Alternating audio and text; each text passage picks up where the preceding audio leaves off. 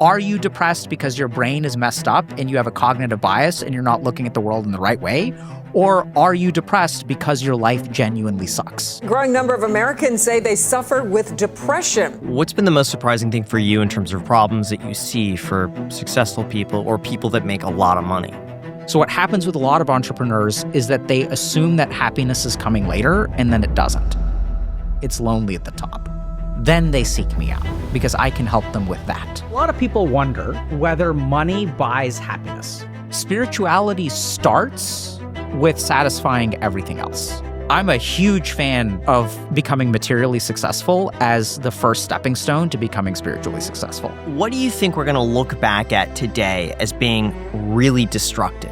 What is society trying to do? They're trying to evoke unhappiness. And if they evoke unhappiness, what can they do? Control you. How? By telling you what will make you happy. There we go. Dr. K, thank you so much for coming on the Iced Coffee Hour. Thank you for having me. I love talking to you guys. Absolutely. Yeah, you're someone we could talk to, no joke, for like 5 hours nonstop. And just, it keeps me so focused on the conversation, unlike anything else we've done. That is my experience too, that we can talk for long stretches. If you were to explain yourself in 1 minute, how would you do it? I'm someone who spent 7 years studying to become a monk and then became a psychiatrist instead. And now I take those two bits of training and try to help other humans with it. Because most humans don't know how they work. And if you teach a human how it works, it turns out that life becomes easier and you become better at it. So how many humans are you helping learn? Depends on how you calculate it. 15 million if you look at people who watch my stuff online. We have about 3,000 people in our coaching program at any given time. Do you think we're having a mental health crisis? Sure. Is it only getting worse? Is it getting better? What do you observe? It's getting worse. We absolutely have a mental health crisis. It is absolutely getting worse. Why? I think we are substituting dopamine for many of the things that make us happy. I think that's a huge part of the root of it. I think there are a couple of other basic things that are going on. So one is we're altering our dopaminergic circuitry. One is that the world we live in drastically alters our sense of identity. So like human beings evolved to live in like tribes of like 300. So when you think about like the number of romantic rejections you could receive over the course of your life, it's like maybe 20 or 30. Like over the course of your life, like that's what we evolved for. But in today's world, you can like get onto a dating app and like get rejected by hundreds of people within like 24 hours. So there's certain things that technology is doing, which our brains were not designed to exist at this scale. So like dating apps is a good example of that. Other examples are just if you think about, are you proud of what you've accomplished in life? So if we think about a total, like a total group of 300 people, you know, being proud of what you accomplished is pretty easy. But now you're comparing yourself to like people from like 8 billion people across the planet. Whatever you do, there's going to be someone who's doing it better than you are, right? So I think there's some fundamental things about the way that our society has changed, which predispose us to worsening mental health. What percentage of the population do you think suffers from a mental disorder? 50 to 70%.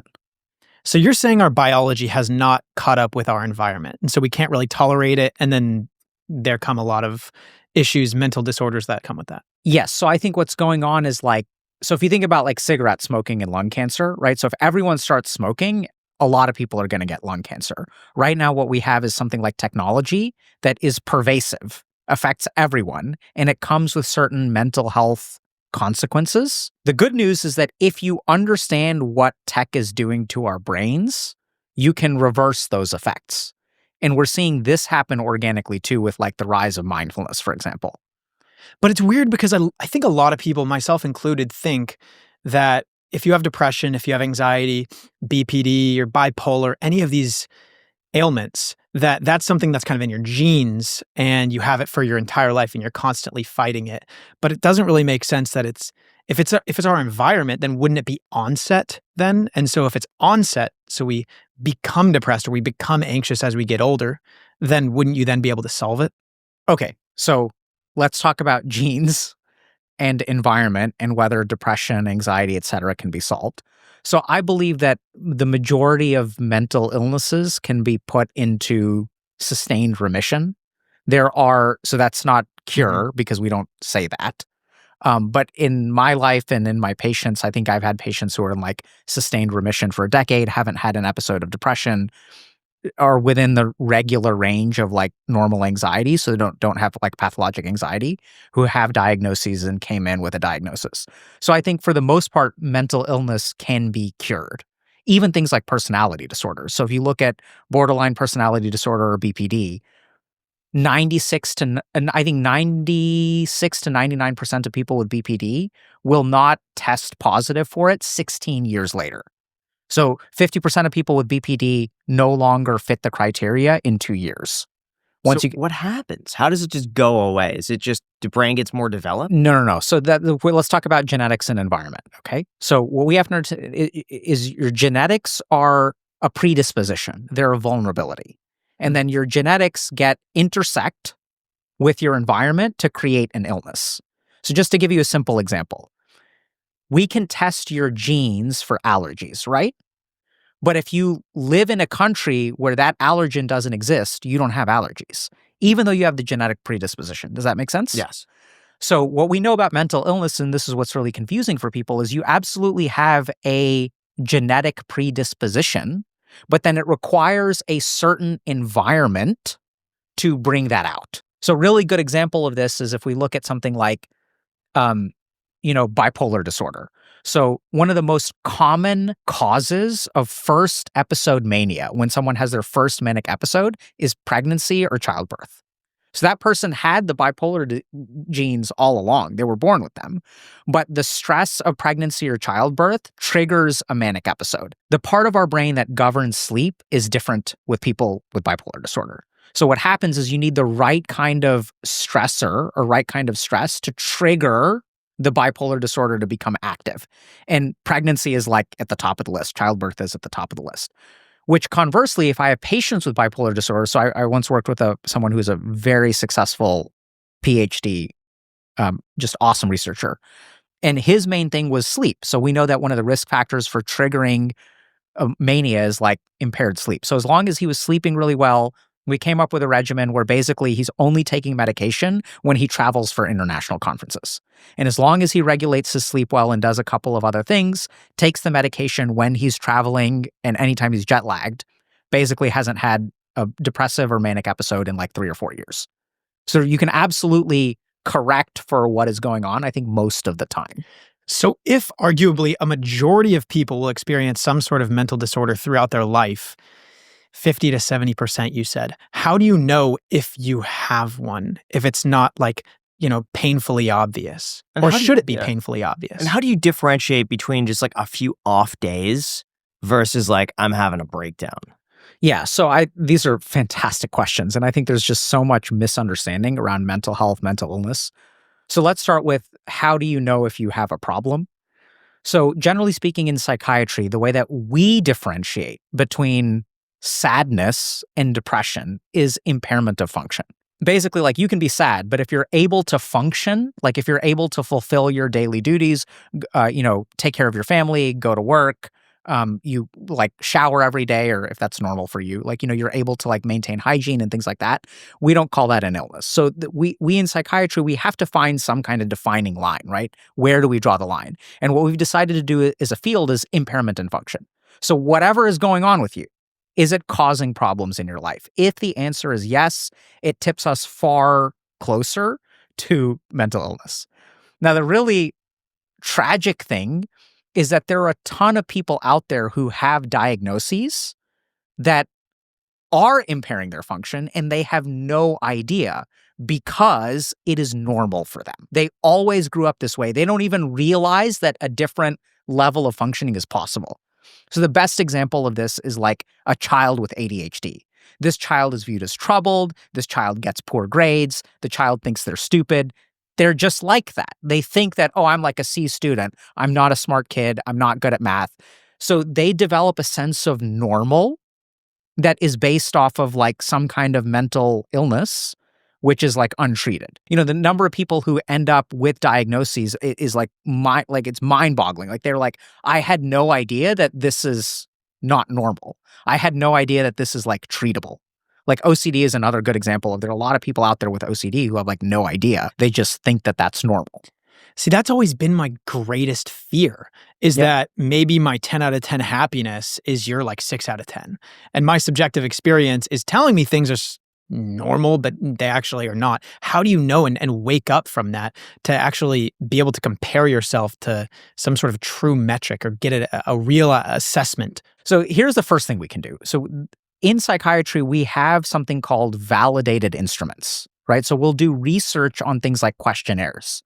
So if someone is depressed, if we take like 100 people who say they're depressed, and then we clinically assess each of them. Can you get out of bed? Are you able to work? First thing we'll discover is there is a difference between people who feel depressed and people whose function is impaired. Out of the 100 people that are depressed, 50 of them are still able to go to work and things like that. They're not depressed, they're sad. And then the other 50%, they do feel sad, they feel depressed, and their function is impaired. So now what we know is we have a formal assessment by a psychiatrist who says, okay, I think you're depressed. Then what we did is we took those formal assessments and we tried to study, okay, what is different between these two populations? That's when we discovered that there are 3 highly specific signs of major depressive disorder, one of which is early morning awakening. At all the people who are sad, people who have a clinical diagnosis of major depressive disorder and have an episode of depression, they wake up between 4 and 5 in the morning, and their mind is usually like super anxious. So this is something that doesn't happen to someone who's had a breakup, doesn't happen to someone who is recovering from the flu and feels kind of sad and down, doesn't happen to people who, generally speaking, let's say you get fired from your job or something like that. So there are some features of clinical depression, clinical pathology, which are highly specific and are generally speaking found there. So early morning awakening is one of them. A second huge one that separates sadness from clinical depression is something called anhedonia. So the inability to enjoy things that you normally find enjoyable. So food just stops tasting good. You normally love to play video games or you normally love this TV show. It's just not fun for you anymore. Your brain's ability to experience pleasure feels numbed. So those kinds of things are like, will separate out someone who has a depressive episode from someone who is like sad. Do you think that more awareness to this is good? Or can it lead to people over-identifying with this and maybe over-prescribing like, oh yeah, I've got ADHD because now more people are talking about it. That fits me. Yeah, so it's such a complicated question. The short answer is I think we need more awareness, and arguably we need even more awareness, and I'll explain what I mean. So I recently saw a study found that 95% of TikToks related to ADHD are false. So what's happening right now is people are having impairments to their concentration, right? My ability to focus is going down. Mm-hmm. So then what happens is I have all kinds of normal experiences with like difficulty concentrating. I forget where my keys are. I forget to pick something up from the grocery store. I have difficulty working 8 hours a day at a stretch, which is not normal anyway, by the way. So then what happens is these are features of ADHD. And I think, oh, like because ADHD people forget their keys, if I forget my keys, that means I have ADHD. You guys see how that logical chain is like reverse engineering it. Yeah. This is where we use something in medicine called differential diagnosis. If we take all the people who forget their keys, not all of them have ADHD, right? So maybe 90% of people with ADHD will forget their keys, but not 90% of people who forget their keys have ADHD. This is the biggest mistake that social media is making. No one thinks about probabilities when they make a TikTok about ADHD. So what we're seeing is that there is more awareness of something called ADHD, and we're seeing like this concept get hijacked to describe, or I hate to say, excuse all kinds of relatively normal behavior. So the other really scary thing that I'm seeing is people are starting to use mental illness as an excuse. And there's like a bunch of research on this too, if you guys want to get into it. It's kind of fascinating. I'm curious, so what's the most common excuse for mental illness that you see? One of the questions we get asked all the time is, how do you actually start a business? Like, do I need an S-Corp? Do I need an LLC? And where do I even go to create one of those? Well, I can honestly say I've personally used the sponsor of today's video, Bizee, and the process of creating a business couldn't have been any easier. Setting up my LLC took less than 10 minutes, which is just absolutely crazy, and it felt great knowing everything was being filed properly and professionally. Bizee's helped over 1 million people start their business, and they make the entire process incredibly simple. There's no confusing paperwork, there's no legal jargon, you just fill out a short form and they handle the rest. Plus, they include your first year of a registered service agent for free, which a lot of companies charge up to $250 for. And the best part is that there are no hidden fees or surprise subscriptions. It's just what you see is what you pay. It's plain and simple. If you're ready to finally start that business idea you've been sitting on, go to bizee.com today. That's bizee.com today, or click the link down below the description. Once again, get started today. Thank you so much to Bizee for sponsoring this episode. So what's the most common excuse for mental illness that you see? And what does that get them out of? What do you know? How do you know if it's true versus if it's just an excuse? So this is what's beautiful, is chances are it's kind of both. So I'll give you guys a simple statistic. There's something called psychogenic non-epileptiform seizures. Okay, so psychogenic means this is not a neurological seizure. You don't have a seizure in your brain. It's someone who just goes like this. And they just go like this and they They're shake. choosing to? Subconsciously, usually. Okay. So, but it's not a real seizure. So if you measure the electrical activity, they look like they're having a seizure, but they don't actually have a seizure. And we have a brilliant test for this.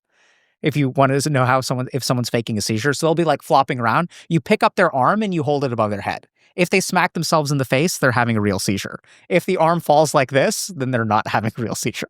Okay. So I don't think I'd ever go and think someone's faking a seizure though. Yeah, but I mean that's because imagine being that guy. Yeah. Like some guy's "Ah, he's actually having a faking it." seizure on Yeah. a bus or something. Well, hold on, everybody. Let me Let's just test let this. Yeah, I mean, that's And they're because why did you he's drop, faking. why did you just drop his hand like that? it's hilarious, but yeah, I mean, so we know that there are two kinds of seizures. There are epileptiform seizures, epilepsy. These are unregulated electrical activity in the brain. And then we have psychogenic seizures, which is like someone who just starts seizing. Now, here's the really fascinating thing. 50% of people who have non-epileptiform seizures have real seizures too. So the largest population of people who fake their seizures, it's not really faking, but who fake their seizures have real epilepsy. If we think about being sick, right? If I'm sick, what does that mean for the people around me? What does that mean for my life? They're likely going to get sick as well. Sure. I mean, if it's infectious. Might be risking it, yeah. So let's say that I get diagnosed with cancer.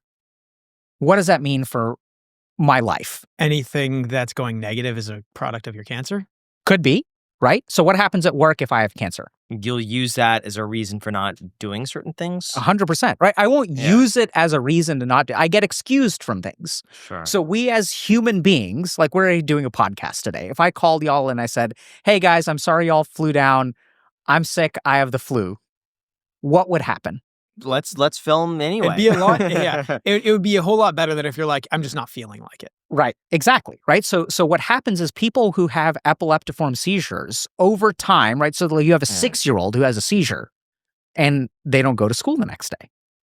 And so some part of their brain learns, oh, when I adopt the sick role, I get excused from certain responsibilities. When I adopt the sick role, people are compassionate to me. When I'm an asshole and I get diagnosed with cancer, people treat me nice anyway.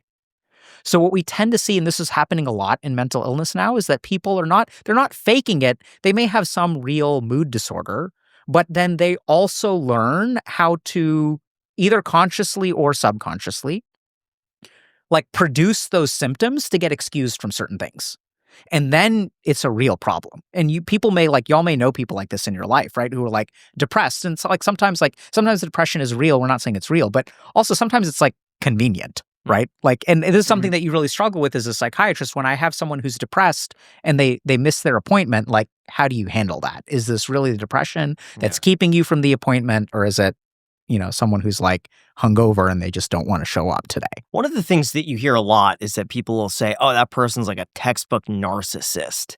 How do you tell if someone's actually a narcissist?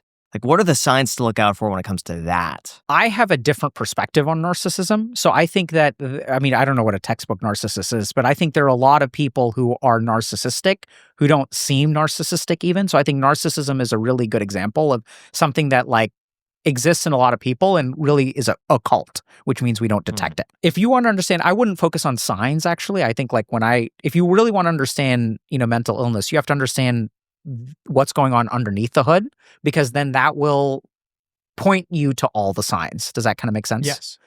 So the first thing is that people with narcissism are insecure on the inside. What's the difference between ego and confidence? Or would you say there's a difference?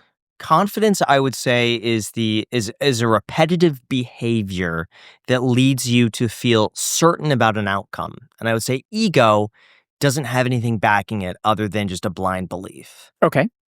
I would say ego is kind of how you view yourself, and then confidence is like more of an innate comfortability. Okay. So if I were to ask y'all to think about someone who's egotistical, so just take a second to think about someone you got someone? Yeah. Okay. Right? Yeah. So now think about someone who's confident. Sure. Okay. Are those people the same? No. Not at all. Right? So this is what's really important to understand. Our sense of esteem, our sense of ourselves, am I a good person, is a combination of how I feel about myself and how other people treat me. How do I know I'm a great human being? Because everyone around me says, hey, Dr. K, you're great. You're so great, man. Oh my God, you're so great. So then I start to think, oh, I'm great.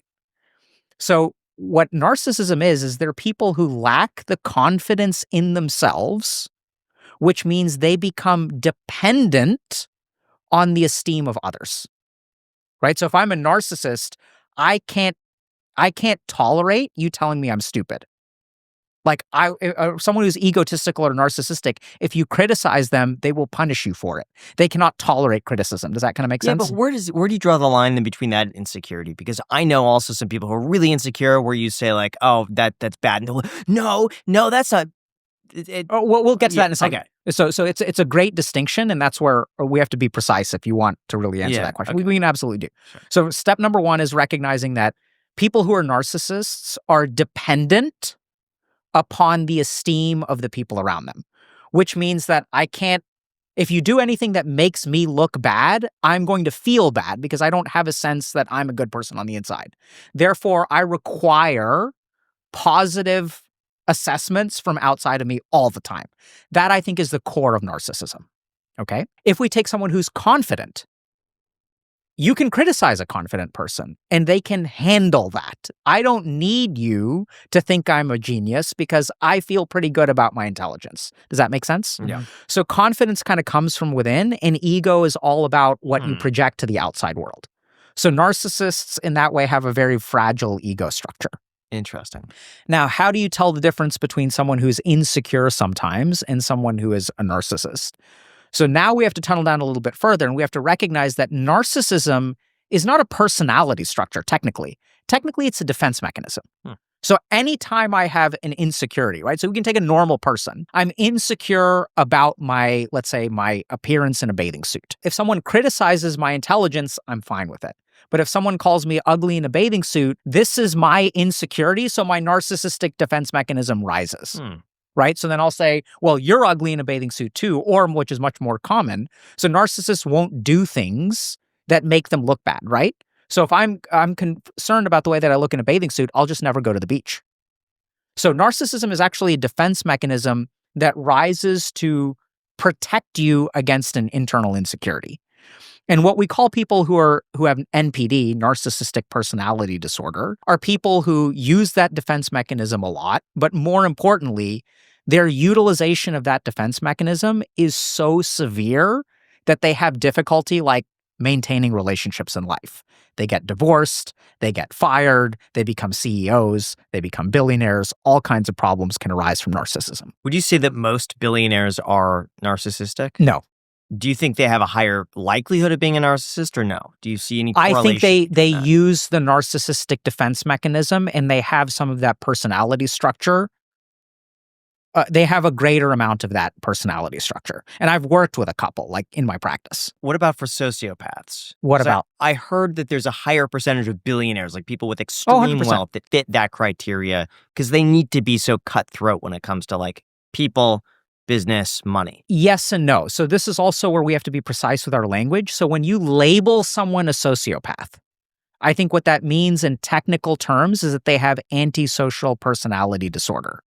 But sociopathy is a spectrum. It's not just billionaires. Surgeons test highly on the sociopathy spectrum. Psychiatrists test super high on the sociopathy spectrum. Can y'all guess why? They would exert a lot of power on other people, right? They would Is it have a lot because of you have to influence on remove your people. emotions for your job? It's more that than that, Okay. right? So if we think about a sociopath, the definition of a sociopath, or not the definition, one of the key things that's different is they lack the capacity for empathy. So we have like a fundamental internal check, right? So like if you look at people with antisocial personality disorder, a common trait is that they will torture animals as children. So I don't know if you like, I mean, I can't remember torturing an animal, but like if a kid is taking a knife to like a pet, that's not common, right? And so if you think about that for a second, why isn't it common? It's not because you have to teach children. It's not like kids start out doing that and then we tell them culturally that's wrong. It's not cultural conditioning. Human beings have an empathic circuitry that like makes us reluctant to hurt people or animals unless we need to. So that kind of circuitry, that capacity for empathy, the capacity to feel someone else's pain is diminished in people who are sociopaths. So there's a really interesting test for that too. If I yawn, it's not a real yawn. You guys can tell the difference. But if I yawn, I don't know if you guys know this, yawning is contagious, right? So sociopaths do not contagiously yawn. So if one person yawns and everyone else around the table yawns and one person doesn't yawn, there's studies that show that because you're not tired, right? You're not, it's just I'm yawning and suddenly you feel like yawning and like what the hell is going on? So that contagious yawn is governed through our empathic circuitry. So that's what's impaired in sociopaths. So when I'm a psychiatrist and I have patients, so my mom, is becoming a psychiatrist. She's like, oh, like that's not good. You're going to go crazy, right? Like you're dealing with crazy people, you'll become crazy. So one of the things I have to do is have people who are coming into my office day after day after day, suicidal, depressed, not feeling good about their life. And I need to be able to empathically distance myself. So we get trained in some form of sociopathy, right? It's not technically sociopathy. It's like emotional dissociation, which we have to be able to sit with. We go through a lot of training. Yeah. Now, if we kind of go back to your original question, are more CEOs sociopathic? I would say that a lot of CEOs that I've worked with would test highly on the sociopathy scale. That does not make them sociopaths. There's another problem we have with sociopathy, which is that most of our research on sociopathy comes from prisons. And so then we think, oh, sociopaths are bad people because they wind up in prison, right? The reason we find more sociopaths in prison is because there are some stupid sociopaths. And those are the ones who get caught and go to prison. So there are a lot of people who don't have a lot of empathy. If you think about a CEO, the ability to close a division and fire 2,000 people overnight is not something that is empathically easy to do. I don't think it makes them evil. So I've worked with a ton of sociopaths. I really enjoy working with them. I think a lot of them are like really good people, but the source of their goodness, they have to work harder to become good. So I'll spend a lot of time, we'll talk about, okay, so you don't feel empathy, but how do you want to live your life? Do you care, because they don't care about other people in the same way.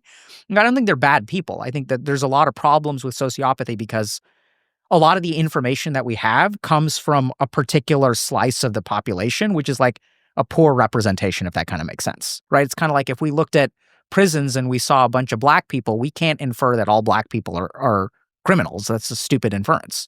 In the same way, we sort of look at all these sociopaths and we think they're evil, but we're largely looking at criminal populations. And there's a lot of sociopathy in the rest of the world, which is also like evolutionarily selected for. If you were to remove your empathy and give the sociopath answer to this question, I want to hear what you have to say.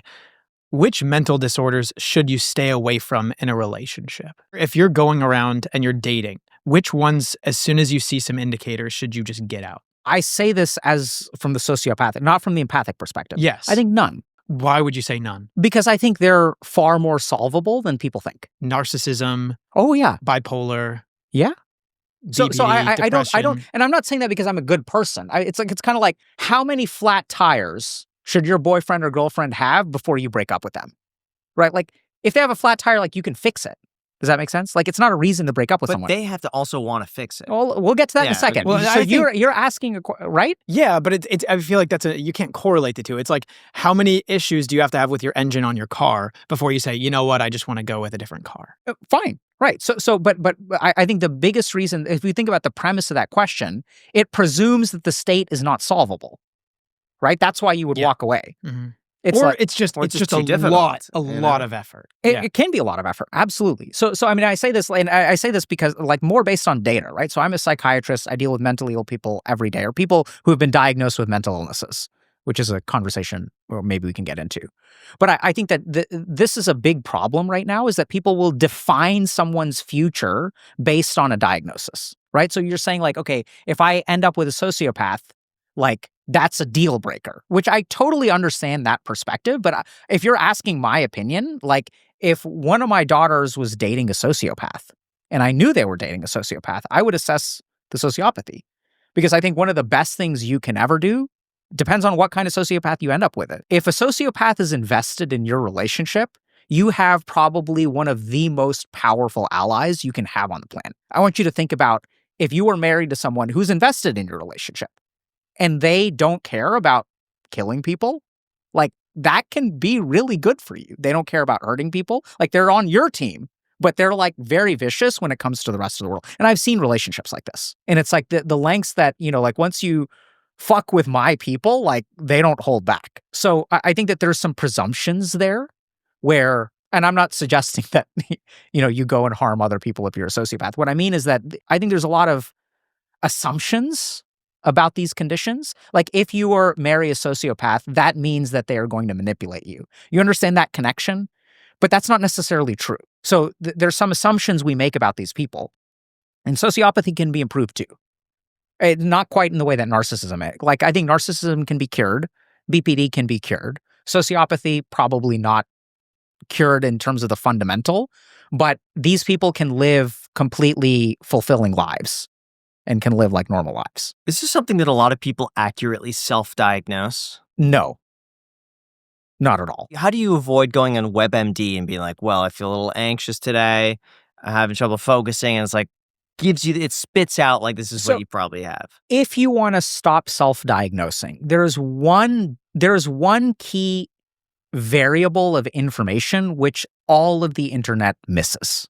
But you know what? Before we go into that, you have to ask yourself, what does the future hold for businesses? Because if you ask 9 different experts, you're going to get 10 different answers, from a bull market to bear market. Prices are going up, they're going down. It would be extremely helpful at this point just to have a crystal ball. But until that happens, over 41,000 businesses have already future-proofed their business with NetSuite by Oracle, the #1 cloud ERP, bringing accounting, financial management, inventory, and HR into one fluid platform. You see, with just one unified business management suite, you have just one source of truth, giving you all of the visibility and control you need to make quick decisions. Plus, with real-time insights and forecasting, you're peering into the future with actionable data. When you're closing the books in days, not weeks, you're spending way less time looking back and way more time on what's really important, the next thing. So whether your company is earning millions or even hundreds of millions of dollars, NetSuite helps you respond to immediate challenges and seize your biggest opportunities. Oh, and by the way, speaking of opportunity, right now you can download the CFO's Guide to AI and Machine Learning when you go to netsuite.com/iced. The guide is completely free at netsuite.com/iced with the link down below in the description. Again, that's netsuite.com/iced. Thank you again to NetSuite for sponsoring this episode. There's one key variable of information which all of the internet misses with mental illness, and that is probability. So if you look at WebMD and I look at something like testicular cancer, and then I look at something like depression, it's possible that these two things overlap. Does that make sense? Mm-hmm. So in medicine, we do something where if you come in and you say, hey, I'm feeling depressed, I don't just say, okay, since you fit criteria for depression, I'm going to diagnose you. Since we go down the check boxes of depression, you check a lot of these boxes, therefore you're depressed. That's not how medicine works. It's a little big thing that people miss. We do something called a differential diagnosis, which means that it's my job as a doctor. If it looks like a duck and quacks like a duck, I don't assume it's a duck. That's a bad doctor. Just because you check the boxes doesn't mean you have the illness.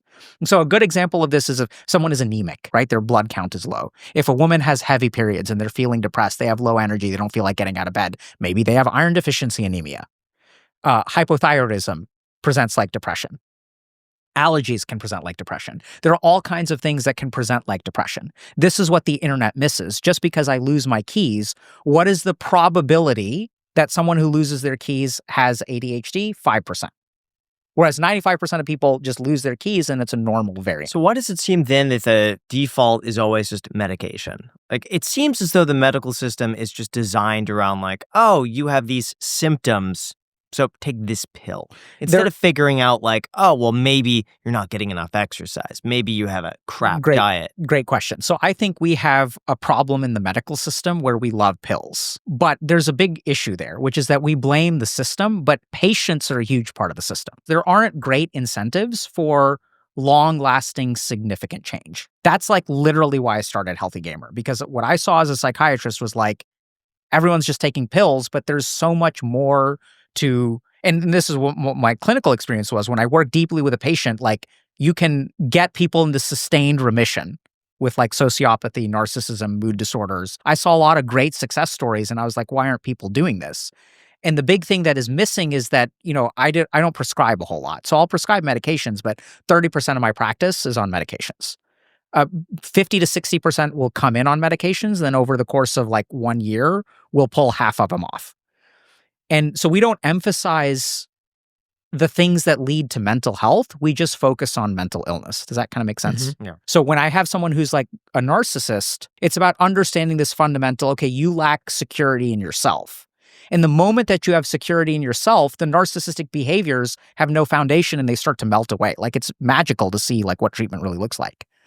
And so meditation is a huge part of that, at least in my practice. So I do think long-lasting cures are absolutely possible. That's the information that we try to equip people with. But there are two other things. One is that it's lucrative to prescribe medication. So, if I get, so an insurance company will pay me like $200 for a 15-minute psychopharm visit.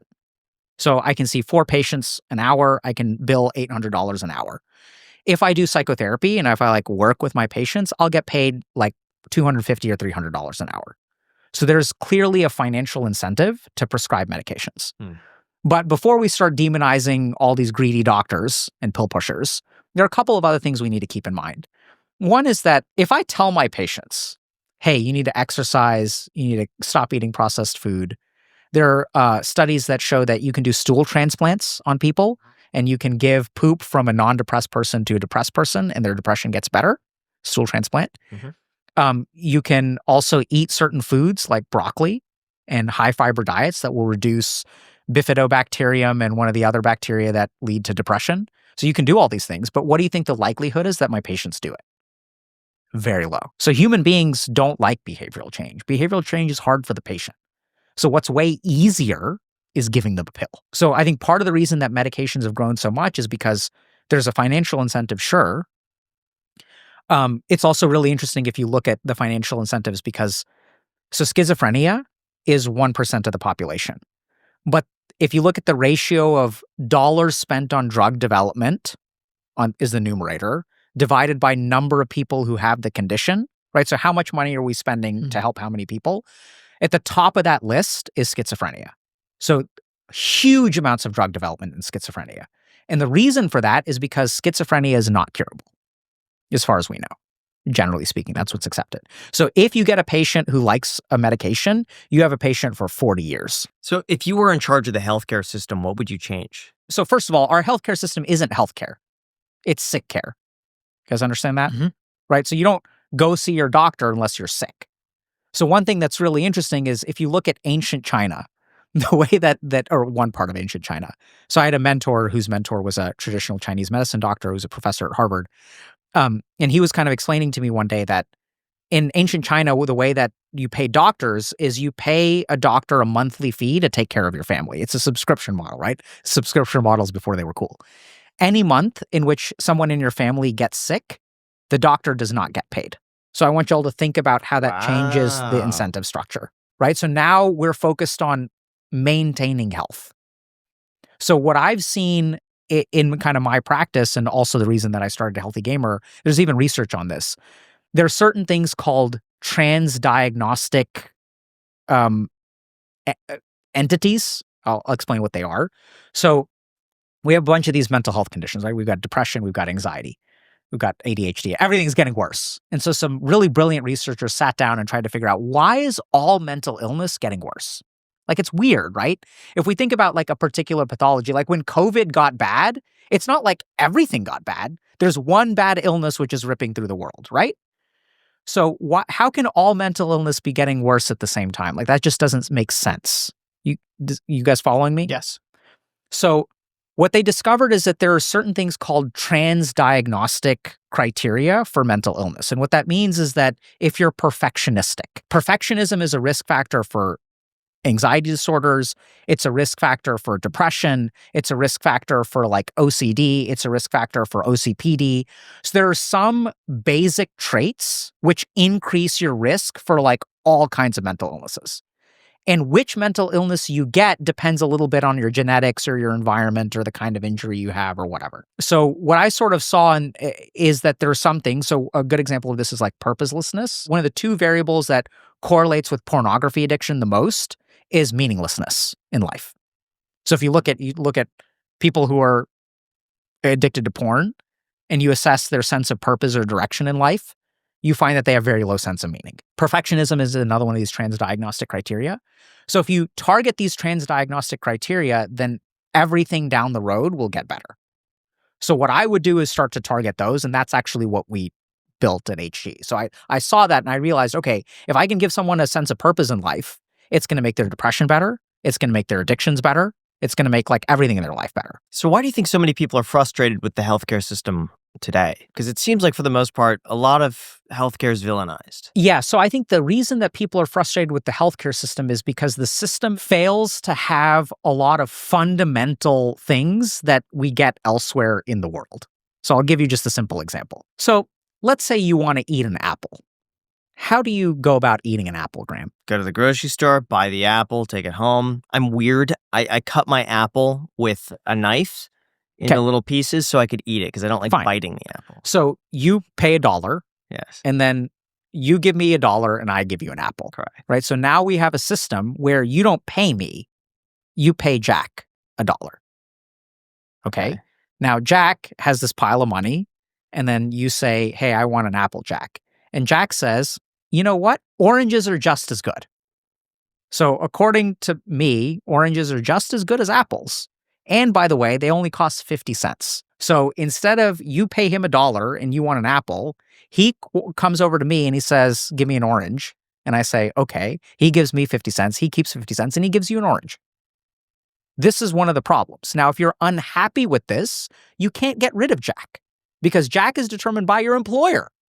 You don't get to choose who makes your healthcare decisions. Why is that system even in existence? It seems to me like it would make sense to cut out the middleman and just say, hey, I'm going to pay out of pocket for this and my cost is going to be 1/10.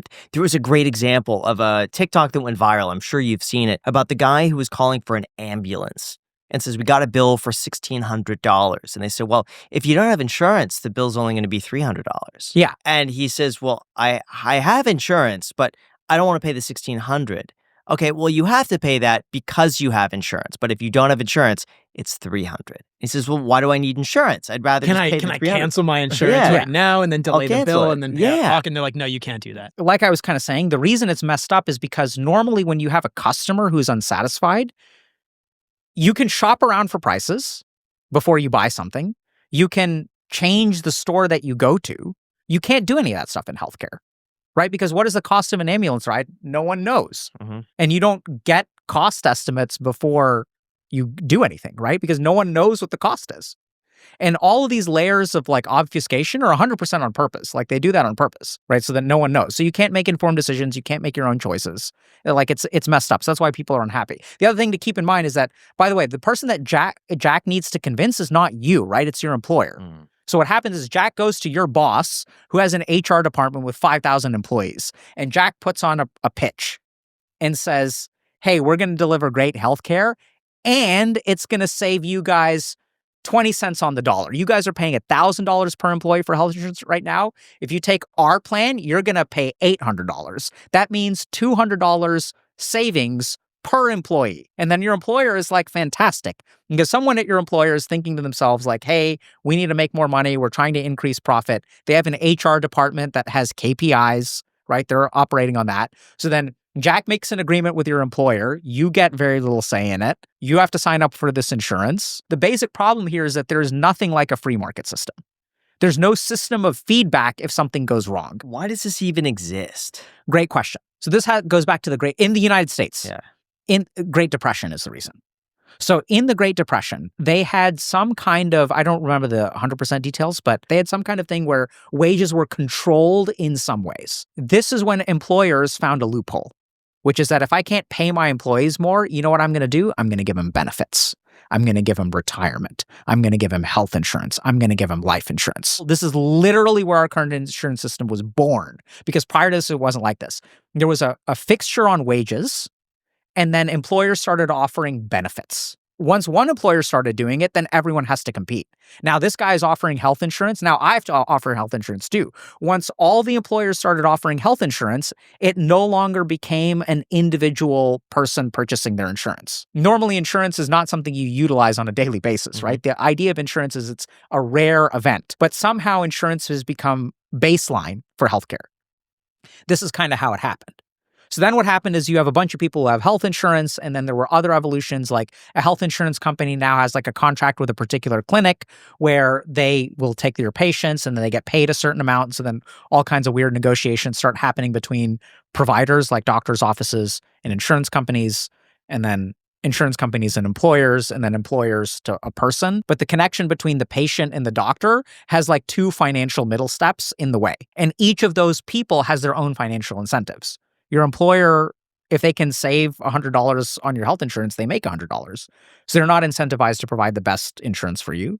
The insurance provider is incentivized to deliver the least amount of care possible and charge the highest premiums, right? If they're behaving in a fiduciary way. And I even saw this firsthand. I was in a meeting once, which I'd taken with a major investment bank. And what they were looking to invest in is something called a PPM model, which is like, I think it means like payer per month or something like that. So what they're looking for is companies that will go to these large companies like Google, and they'll say, we'll provide you healthcare for your employees. You have 1,000 employees, we'll charge you $100 a month to take care of your employees. And then the interesting thing about that company is invested in providing the littlest care possible, right? So if I'm on the hook, if I have to take care of 1,000 people, and you're paying me a flat monthly fee, regardless of whether I do anything or not. Y'all following me? What that means is if no one needs healthcare, then it's straight profit. So this bank was like, yeah, if you're interested in doing that model, we'd love to talk to you. And I was like, wait, let me understand this. So you guys are looking to invest in companies that provide as little healthcare as possible. And they were like, yes. Because then it's 100% margin. If no one gets helped, then it's 100% margin. How do you think that Luigi situation has changed the view of healthcare? Do you think that's going to make a long-standing impact? I don't think it changed the situation. I think all it did was raise awareness about how bad the situation is, but I'm not even sure what kind of policy changes we'll see from that.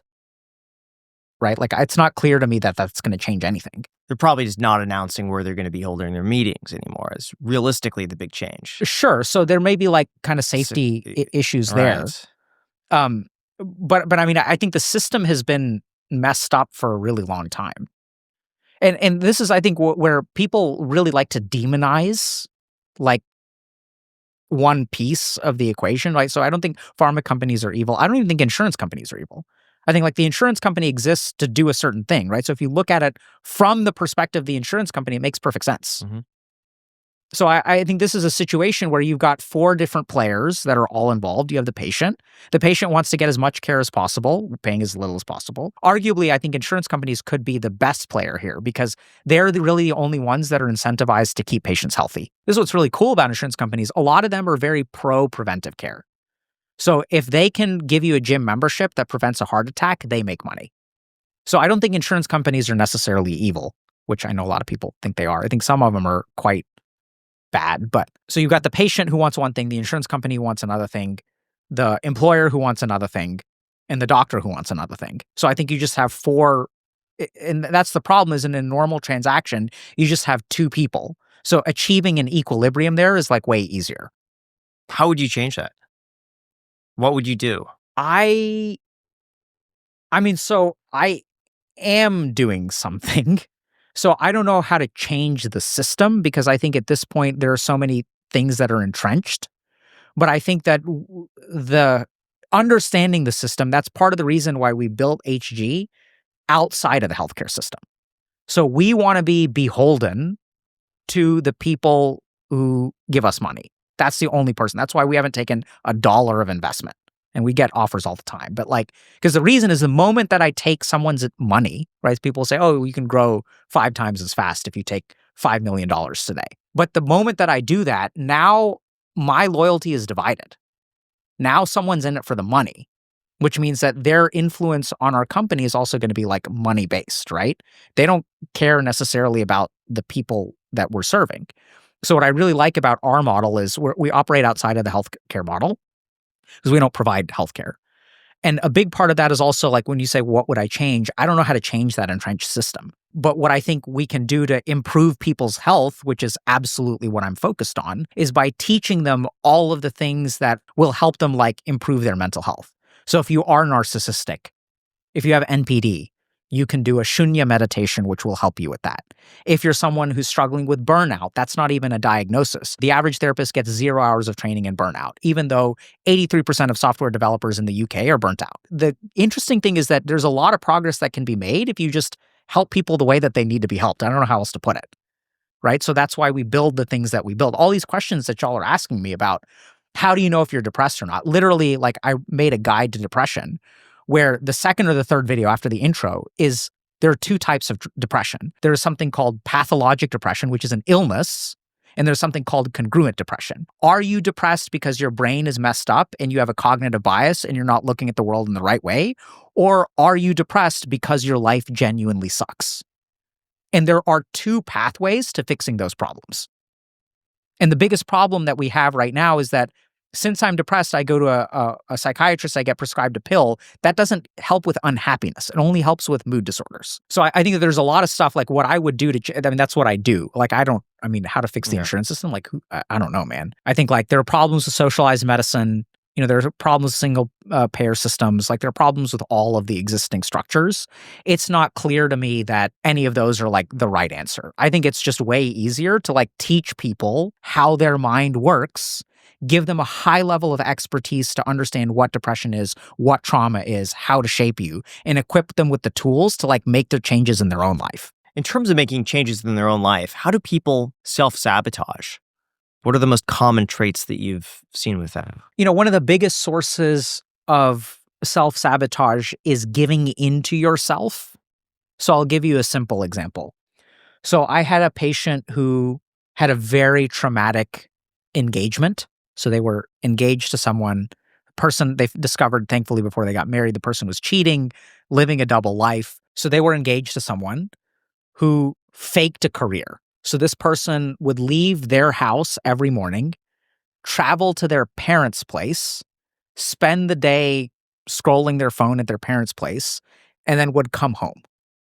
And money entered their bank account every month from their parents. And the family's complicity in it, this person was pretending to be a doctor. So like, you know, so they went to a different country for medical school and they didn't really pass. And the family just kept it up. So it's crazy. Wow. So this person is now traumatized, has a lot of trust issues. Then what happens is they get engaged again, thankfully, or not. And then they start to get paranoid about their partner. So they start checking their phone. But something interesting happens when they don't trust their partner and you check their phone, you give into the anxiety. That relieves things temporarily. But how did your anxiety get relieved in that situation? What was the behavior that led to an improvement in your symptoms? You fed into it. 100%. Right? So now the way I manage my anxiety is by looking through your texts. So what happens over time is when we give into problems like anxiety, we only feed them and they grow bigger over time. Right? And you guys kind of like, I'm sure y'all have had these experiences of someone who like pushes your boundaries. And if you give them an inch, they're going to take an inch more. So your anxiety is going to function the same way. I think the biggest mistake that people make with mental illness is that the things that we do to fix our problems are often the exact same things that perpetuate our problems. So this is a behavior that was adaptive and then becomes maladaptive. How much can you realistically change about a person's personality? I think 90% can be changed. In order to understand that, you have to understand what personality is. So what is personality? I think a lot of it is temperament that can often be something you're born with. It just... I would say it's like a... Define it. Define personality. I would say it's a demonstration of your character. What's your character? I would say like the biology that you're born with. Similar to, if you're born with allergies, then they're really only onset with a stressor. And character is something where it's kind of like you're born predisposed towards a certain way, and then it's... So let's start by understanding, right? So like, I think we don't do this, and this is why I love podcasts like this and making content. So personality is three things, like literally and technically and scientifically, it is three things. It is the way that you perceive information, the way that you react, and like your internal reaction, and then your behavior. That's all personality is, like literally. So I'll give you all an example. Mm-hmm. Let's say that someone walks in the door right now and says, I'm going to give you $1 million to cluck like a chicken. So this is a uniform stimulus, right? All three of us are seeing the same stimulus. Stimulus is the same. The way we perceive that stimulus will be different.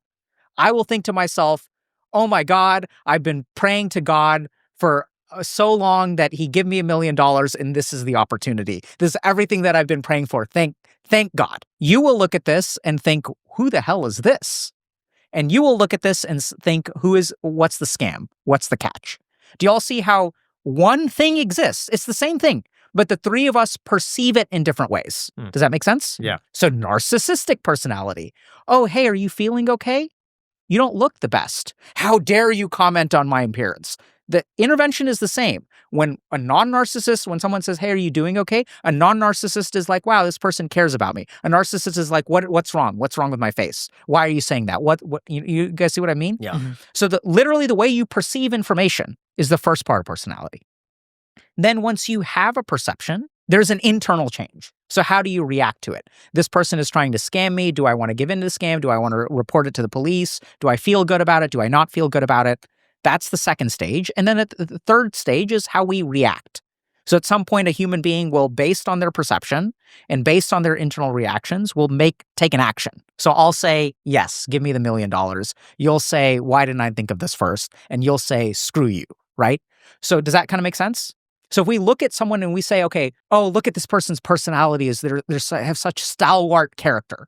And why do we say that? You're right? It's character, but character is the way you respond to situations, is the way you perceive situations, right? So when someone has strong character, when life gives them setbacks, they're setbacks, not failures. Does that make sense? So they're going to keep going forward.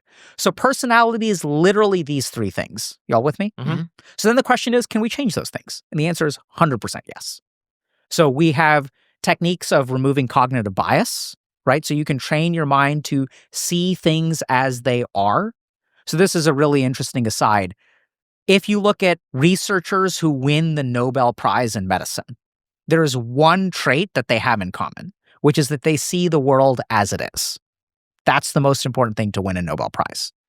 So what happens, how do you win a Nobel Prize? You run an experiment, and common sense says the interpretation is one thing, but you're able to shed common sense and see, holy crap, this experiment is showing that light is both a particle and a wave. This is something that is not possible, right? Something is a particle or it's a wave. You can't be both, but the experiment says it's both, and then you say yes. You are able to simply see reality as it is. That's how you win a Nobel Prize. Interestingly enough, Dalai Lama also has a great segment about the hardest thing to do in the world is to see the world as it is. So what happens in life, the way our personality develops, is we accrue this emotional baggage that then colors our perception. So there's a process to remove that perceptual coloring. Then we have our internal reactions, which can also be modified, strengthened. Even though I feel angry in this moment, I can change the way that I see that anger. I can have a mindset shift. I can cognitively reframe. I can do a deep breathing exercise so that my amygdala calms down. There are all kinds of things that you can do to change that internal reaction. And then there's the action. And that's also modifiable, right? We can change the way that we behave. That is like a technical thing that we can do. Is it ever possible to remove negative emotion entirely? Like not be angry or physically just don't feel afraid or anxious of something? Or is it all just about managing it? Are you angry right now? No. How did you do that? I'm just not. But how? You were angry at some point in the past. At some point. And now Sure. you're not. Correct. How did that happen? Just by the stimulus is coming in. Is that the only way? I think so. Is it not? So remember, Yeah. does a stimulus control you? Subconsciously it does. Don't use that word Okay. because no one knows what that means. I don't know what that means. You don't know what that means. Does a stimulus control you? Yes. How? It'll influence, I know you don't like to say subconsciously. It could, what? Come forward. Come forward. Come. Yeah. Come. No, I'm not doing it. Yeah, come forward. This is the What? stimulus. He's Yeah, going to put but his finger in your Come. mouth. No, you're not here now. Come. See, what was that experience like for you? It's uncomfortable. Right? Yeah, but sure. I created a stimulus. Sure. But your initial reaction was no, and you're like, Yeah, because it felt like a test. I'm doing something to you, Yeah. and you have some ability to modify what's going on inside. I was reactive. You were reactive, Right? and then Yeah. you modified it. At the beginning, you said no. Yeah. Later, you said yes. Maybe you're regretting it. My point is that the stimulus doesn't 100% determine what happens. Now, you can make arguments against that. We can get on, because some people believe in biological determinism. I don't. But I don't think that the universe is biologically deterministic. You can make that argument, right? So the stimulus is just stimulus. Like, just to give you a simple example, and we know this, like, this is so common sense. When I was working in the emergency room, I one time went in to see a patient. The patient's high on his mind on K2. Y'all know what K2 is? Yeah. It's synthetic marijuana. So like at gas stations. So like people Weird tell me that I'm a terrible piece of human being and all this kind of stuff. You hear this stuff all the time when you're a psychiatrist, but the first time it happened to me, it hurt to hear that. And then over time, as you learn more, that same stimulus does not have to have the same emotional reaction. Does that make sense? Yeah. So the emotional reaction is somewhat influenced by the stimulus, but is modifiable by you, right? So what was your original question? Can you remove negative emotion entirely? I don't know what you mean by remove, and I don't know what you mean by entirely. Can you get rid of feeling negative feelings? Yes. I wouldn't recommend it, but you can do it, right? So one way that we do it is ketamine. So like that's why we give it to people who are anesthetic. Yeah. Another way that we do it is through something called dissociation, which is not, generally speaking, healthy long-term. So when people who are undergoing trauma dissociate, and there's a really fascinating neuroscience behind this. Normally our emotions are on the right side of our brain. Our analytical brain is our left side of the brain. And these two parts talk through this thing in the middle called the corpus callosum. So when someone who's experiencing trauma dissociates, their left part of the brain and the right part of the brain stop talking to each other. So the emotions are all hyperactive on the right side. It's like there's a fire on one side of your house and the other side of your house is completely unaware of it. But the part of you that is running the show in that moment is the left side. So can you dissociate from emotions? 100%. Does that remove them entirely? Not really. In fact, they can be really intense. But I do believe you can get to states of mind where you're basically impervious to negative emotion. In which situations are emotions productive or good? Summer's here, and with the heat picking up, I've traded my hot coffee for cold brew. And guys, I have found the absolute best way to make it at home with our sponsor, Trade Coffee. For those unaware, Trade is the #1 coffee destination in the United States. And what makes them so unique is that they partnered with 15 expert roasters to create an exclusive cold brew collection. These beans are specifically designed for cold brew, which gives them a rich, smooth flavor that you just can't get with any regular beans. I used to drop probably like $5 a day on coffee at coffee shops. I'm not even kidding, but with Trade Coffee, I'm probably saving around $100 a month, and I'm also getting better quality coffee at the same time. It's a no-brainer. Plus, their cold brew kit makes it ridiculously simple. Just scoop the coffee, add water, let it sit overnight, and you've got cafe-quality cold brew waiting for you in the morning. Seriously, guys, it's that easy. The game changer here, though, is freshness. Every bag from Trade is roasted to order, so you're getting it at peak flavor, something that store-bought coffee can't offer. And for a limited time, Trade is giving away a free Hario cold brewer when you sign up for their cold brew subscription at drinktrade.com/ICH with the link down below in the description. That's drinktrade.com/ICH to get a completely free cold brew maker with select cold brew subscriptions. Once again, drinktrade.com/ICH. Thank you so much to Trade Coffee for sponsoring this episode. When I'm back in California visiting my parents, there is this perfect e-bike route that goes along the coastline that has honestly become one of the highlights of going back to visit them. E-bike rides aren't just incredibly fun though, they're becoming a serious transportation alternative, and our sponsor Upway is solving one of the main obstacles people face, the price tag. Upway offers certified pre-owned e-bikes from top brands like Specialized, Cannondale, and Aventon at up to 60% off retail prices. Like look at the Aventon City, $1,700 new, but just $900 through Upway. And these aren't worn-out bikes. Each one is professionally certified, backed by a warranty, and delivers like-new performance. If you're tired of wasting time in traffic, or you don't want to show up all sweaty from pedaling, or you just want to enjoy your commute for once, an e-bike makes perfect sense. And best yet, right now, Upway is offering our listeners $150 off any purchase over $1,500 when you use the code ICEDCOFFEE through the end of May. Check them out at upway.co, that is upway.co. Ditch the gas, skip the traffic, ride smarter, and you can thank me later. In which situations are emotions productive or good? Okay, take a step back. Yeah. Okay, I know it's confusing. So we all have emotions, right? Why? I don't know why. Right? I don't know why either. Maybe, right? So maybe so we don't, so it's a quicker response to certain things. There we go. Right? So emotions are not, and does a crocodile have emotions? Do y'all know? The crocodile probably feels some level of panic or fear when it's being attacked. Perfect. You know? Yeah. Right? So first thing to understand, emotions aren't a problem. They're like a core feature which evolution has invested in for millions of years, including crocodiles. So there are two kinds of emotions. There are social emotions and primitive emotions. Primitive emotions are things that crocodiles can feel, like fear, anxiety, panic. They can be worried. They can feel afraid. Social emotions are things like shame or pride that require other people to fear. So if I put you on a desert island, there's no reason to be ashamed and there's no reason to be proud. You require other humans for that. Does that make sense? So once we have primates and we have social hierarchies and things like that, we buy ourselves pride, shame, etc. So emotions are really, really, really useful. They do two things. They give us information and they give us motivation. So if you sort of think about it, right? If I'm depressed, people think I'm not motivated. That's not true. Depression is very strong motivation towards inaction. Do y'all understand the difference? You know, you think, why on earth would my brain ever be motivated towards inaction? What do y'all think? What is a situation in which you would want to be motivated to do absolutely nothing? If the decision is between two bad things? Okay, good. That's one option. Other thoughts? It's not feeling like it. I mean, that's what depression feels like, right? So generally speaking, when there is futile action, we feel depressed. Does that make sense? Yeah. So depression is an energy conservation strategy. If we never felt discouraged from our failures, we would keep doing the same damn thing over and over and over again and constantly fail. Y'all with me? Depression is crucial. It keeps us from wasting our time. Oh, this relationship is a waste of my time. I'm no longer happy in it. Therefore, I'm not going to buy this person flowers. I'm not going to get married to them. We want inaction. The efficient allocation of resources is governed through sadness. So here's the really cool thing.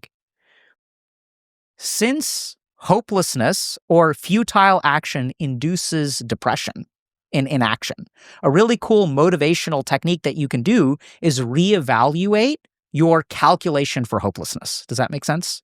So if I think something is hopeless, but I'm wrong in that calculation and I change that calculation, depression will go away, motivation will increase. It's like that simple. Emotions do two things. They give us information. So there are times where our analytical mind doesn't know what's going on, but our primitive mind does. You walk into a room, everyone is laughing. One person looks at you and nods. Everyone turns to look at you and everyone stops laughing. What happened? something is wrong. You know it. You walk into a room, tension is thick in the air. You show up somewhere, someone's like, "Hey, Jack, great to see you. I'm so happy to see you, man. You're so great. I like you so much." Thank you. What are y'all feeling when I say that? Jack would feel great. I'd be a little on edge. What so do you think? You're calling me a sociopath, huh? Yes. Is that what it is? What was no, your I would say that you seemed like you were faking it. 100%, right? So how do you know that? This is emotional processing happens so fast in less than a second. If people are watching this, you knew in the first second. You didn't need me to keep going, right? You can tell right away that something is weird. So our emotional mind processes a ton of information, warns us about things. Right now, each and every one of us is subconsciously processing everything in our peripheral vision. If a snake appeared over there, all three of us would see it. Does that make sense? Mm-hmm. So our brain is literally looking at it all the time and processing what's going on there. So emotions are a huge source of information, number one. Second thing, huge source of motivation. So if we look at what motivates us, if you're spend the night at my house and I take a dump on your forehead, would you ever spend the night at my Oh yeah, definitely. Right. As soon as Jack possible. would never leave. right? So if we think about like these vulgar I walked into Of all Well- the examples you gave, that oddly specific. yeah. Especially because you invited us to stay Subconscious. at the, Mhm. the house. Yeah. So if you look at things like anger, right? Like, oh, my boss like disrespected me. Like, I'm never going to tolerate that again. So like anger is a very powerful motivator to protect our territory. So if I slap you across the face, that's a violation of your territory. Anger will cause you to suppress your risk assessment circuitry and act anyway, which is a feature.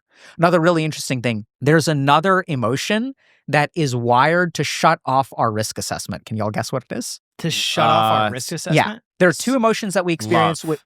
Yes. Literally suppresses the part of our brain that risk assessments. Oh, I love you so much. Baby, do you have a condom? No, I don't have a condom, but it'll be okay. Yeah, it'll be okay. It's not okay. That's what happens, right? So like this, and that's evolutionary because when we fall in love, unless we like think about, if we don't stop thinking about how stupid this is, we won't procreate. Sorry, going back to emotions for a second, just to sum up. So I think feeling emotions is good, but being able to regulate emotions and being in control of emotions is the goal, not to dissociate or get rid of. On the topic of personalities, is the Myers-Briggs accurate, or how can someone get a grasp of their personality? So let's understand a couple things about Myers-Briggs. Myers-Briggs is based off of the work of Carl Jung. Carl Jung drew ideas heavily from India. So he studied Kundalini, he studied Ayurveda, he studied yoga. So like collective unconscious and stuff like that, that's all like based on yogic study, I think. So definitely he studied that stuff, whether he came up with it first and then learned more or what. The second thing about Myers-Briggs is that I have not been able to find an external source of validation for the Myers-Briggs types. So all of the research done on Myers-Briggs is usually done by Myers-Briggs. So it's not something that like external people have studied extensively that I've been able to find. If it's happening somewhere, I've looked pretty hard. I haven't found it. So I think that the current scientific consensus is that Myers-Briggs is not scientifically valid. But that doesn't mean that it isn't functionally useful. So this is what's really interesting is that if you look at something like astrology, there are a lot of studies that show that astrology can be useful. They can be helpful to people. It can be functionally useful, even if it isn't technically true. And this is where things get a bit philosophical, but even if we look at like a family is like a human construction. It's not a real thing, right? So we can define a family, but it's like an idea in our head. Is this person part of my family? We don't share genetic material, but we say they're part of, because we define it a certain way, but we could define family in a different way and it would change. Does that make sense? So there are all kinds of things that human beings do that are helpful to us psychologically, or even in the world, because they help us make sense of the world. They help us understand the world. They help us understand ourselves. So that can be useful, but it doesn't necessarily, it's not true. So I went through a Myers-Briggs training when I was in residency. This is like Harvard Medical School psychiatry residency. They put us through a Myers-Briggs thing. So helpful. I learned so much about communication and things like that. And I was like, oh, that's why that happens. It was very tailored to medicine. So I think that Myers-Briggs can be helpful. I don't think it's very scientifically valid. And I think that the majority of people who discuss Myers-Briggs have no idea what they're talking about. What about when it comes to AI? Can AI start to self-diagnose things? Is it a reliable source? Can it be a replacement AI for self-diagnose? Well, you type in and AI will diagnose whatever it is. Or can that be a replacement to therapy? The way that I view AI is like a really advanced journal, right? So what you get out of ChatGPT is to a certain degree what you put in. So there are a lot of AIs that are really good at paying attention. So this is where they're really helpful for I don't think that they can be therapists, but they do one thing that generally speaking only therapists do, which is that they listen and remember things that you think are insignificant. So there are absolutely AIs that will draw connections between things that you say and will put them back to you. Does that make sense? Mm-hmm. So when I work with people who work with AIs, it's been interesting to see, can I be replaced by an AI? And so far the answer is no, but it could happen at some point. Totally fine. So I think that they can be like very advanced forms of journals, right? Because it's a journal that pays attention and applies significance to things. Now, there are a couple of big problems with AIs, which is that when you get legal advice from ChatGPT, how do you know if it's right? Yeah, but how do you know if it's right if it's a person? Well, a lawyer could be wrong. So I'll give you guys Yeah. a simple example. I tried to use ChatGPT to figure out the I was trying to get updated statistics on meditation.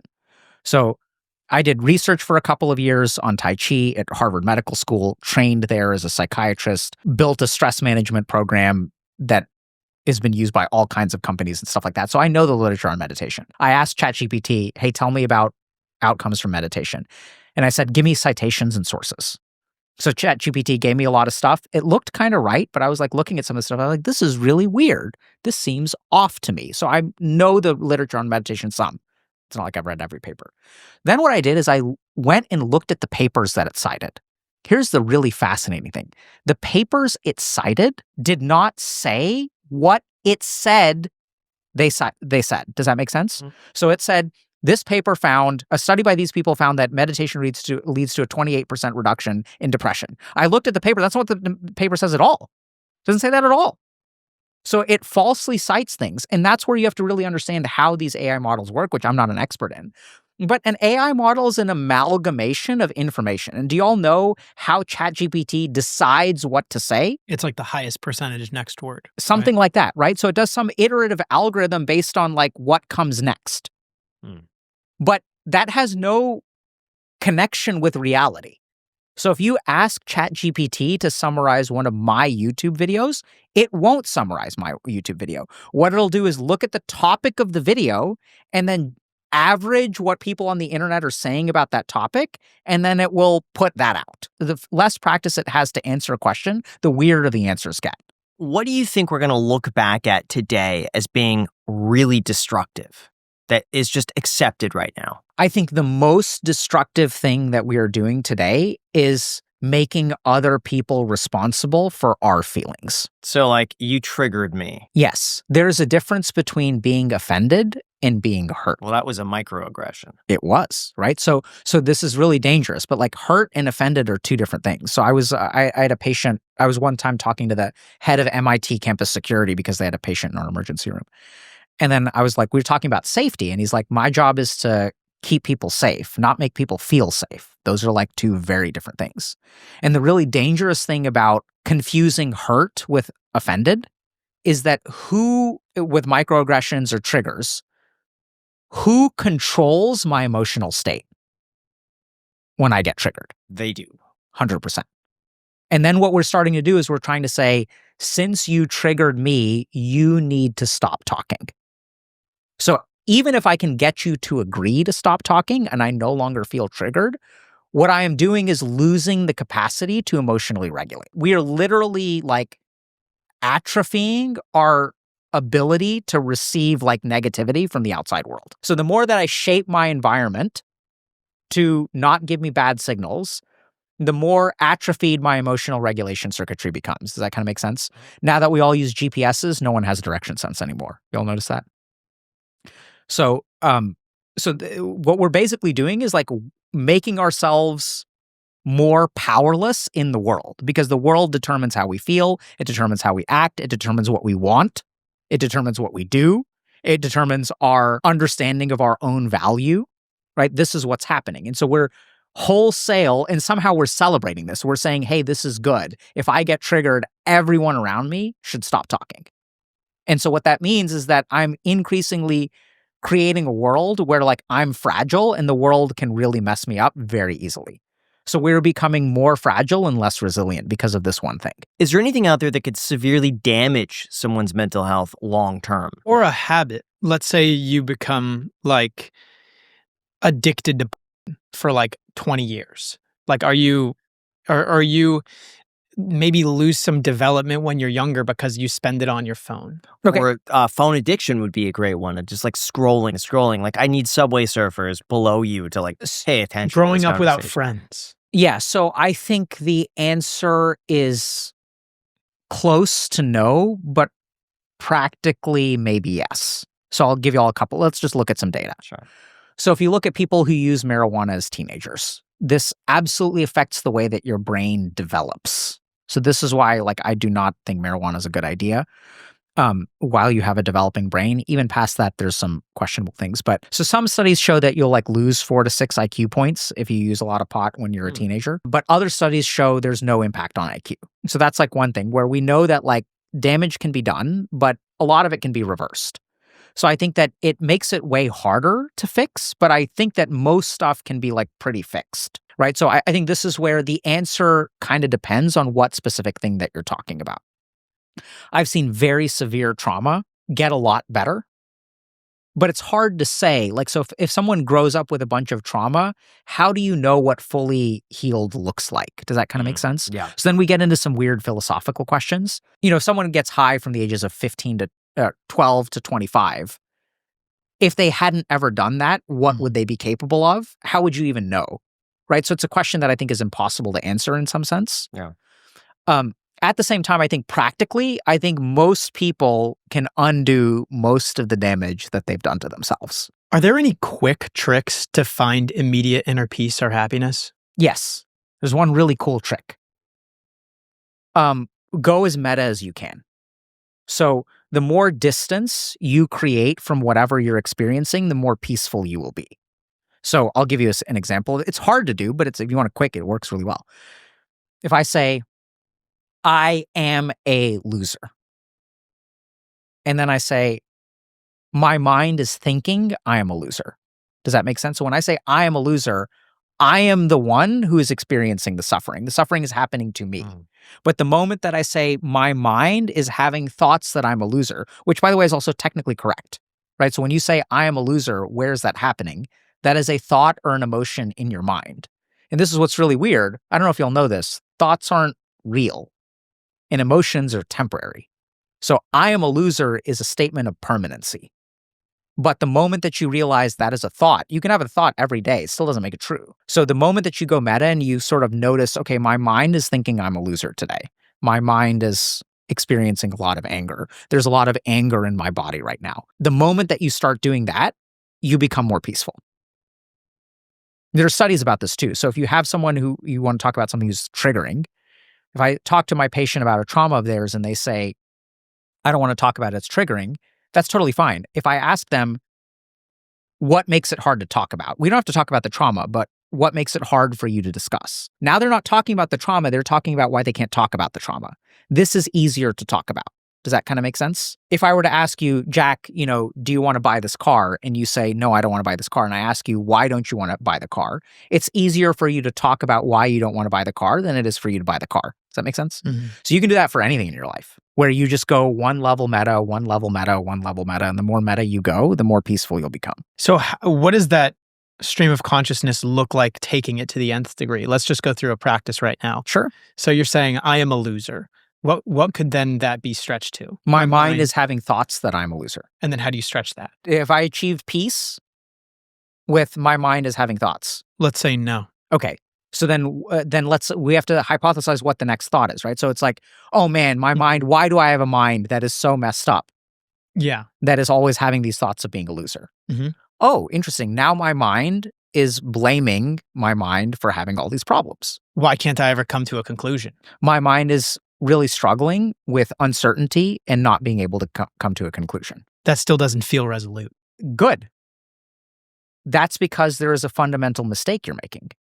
You are assuming that resolution leads to peace. It doesn't necessarily. You don't need resolution. You don't need peace from resolution. That is the biggest mistake that many people make. They think their problems need to be solved and things need to be completed or resolved in order to feel peace. You don't need problems to be solved, right? The uncertainty in the world is the same for everybody, basically. Maybe not the same, but like, there's big things like climate change is like the same. But some people are comfortable with that uncertainty. Some people are okay with that lack of resolution, and other people are not. Does that make sense? That does. So your problem is you need to be able to tolerate lack of resolution. The moment that you do that, you're going to be so much more peaceful, right? I don't need this to be fixed right now. This is the way it is. What'll happen tomorrow? I don't know. In terms of coming to peace like that, what about willpower? Why do some people seem to have way more willpower than others? Because some people have way more willpower than others. And that is a genetic predisposition? Could be a genetic predisposition, but let's understand that willpower is a resource.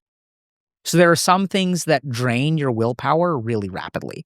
One of the 3 biggest drains for willpower is emotional suppression. So I'd say, especially amongst young men or men in general, if there's a man that I meet that feels like they have low motivation, has low willpower, lacks motivation, 99% of the time, their RAM is being occupied suppressing their emotions. So I want y'all to, I don't know if y'all used the internet back in the day of the terrible pop-up ads where you close a pop-up and another pop-up pops up. So these are people, there are people who are basically constantly having pop-ups and constantly closing them down. And then they literally, you can't use your computer for anything productive because there are constantly pop-ups happening. And you're shutting it down, shutting it down, shutting it down, shutting it down. So these people they're living with constant willpower drains. That's one piece. You can have a genetic predisposition. Willpower comes from the anterior cingulate cortex. Some people have stronger frontal lobes than others. That's the second piece. Third piece is that you can strengthen your anterior cingulate and your frontal lobe so that you can increase your capacity for willpower.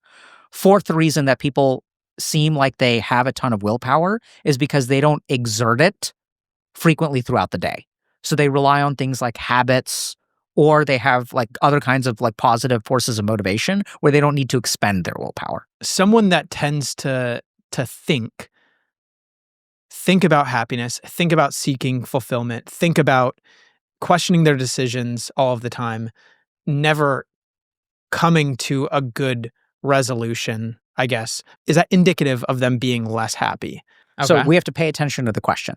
People who think about happiness, people who think about better decisions, people who think. So the first question is, what is happiness? I mean, from a technical sense, have you experienced happiness? Mm-hmm. Okay. So first thing to understand is if you've experienced happiness, that means that there is a constellation of things going on within you that we call happiness, correct? Now all we have to figure out is what is the constellation of things. So let's say that I take a 6-year-old kid. It's like, Daddy, I want some ice cream. I'm like, let's go get some ice cream. I'm so excited. I want ice cream. And then they get the ice cream. Oh man, this is so good. They're just eating the ice cream. What's going on in their head? It's Nothing. the singularity of the mind. It's the single point consciousness. There we go, right? Yeah. That's all happiness is. It is one-pointed consciousness when you are fully absorbed. So there are even times where if you really think about it, oh, why do you love surgery? It's so hard. You're standing there for hours a day. But there's this laser-pointed consciousness that feels amazing. So let's now think about unhappiness. What is unhappiness? Doubts, regrets. The more stuff that is going on in our head, and this is also when we know, like if we look at the nature of mental illness, what do we see in most mental illnesses? An increase in mental activity, anxiety, overabundance of mental activity. Even depression, very, very potent mental activity. I suck. I'm hopeless. I should kill myself, right? Very intense mental activity. Does that make sense? Mm-hmm. Happiness is simply one-pointedness of the mind or complete absence of mental activity. Those are the two. Do y'all agree or disagree, have concerns about that?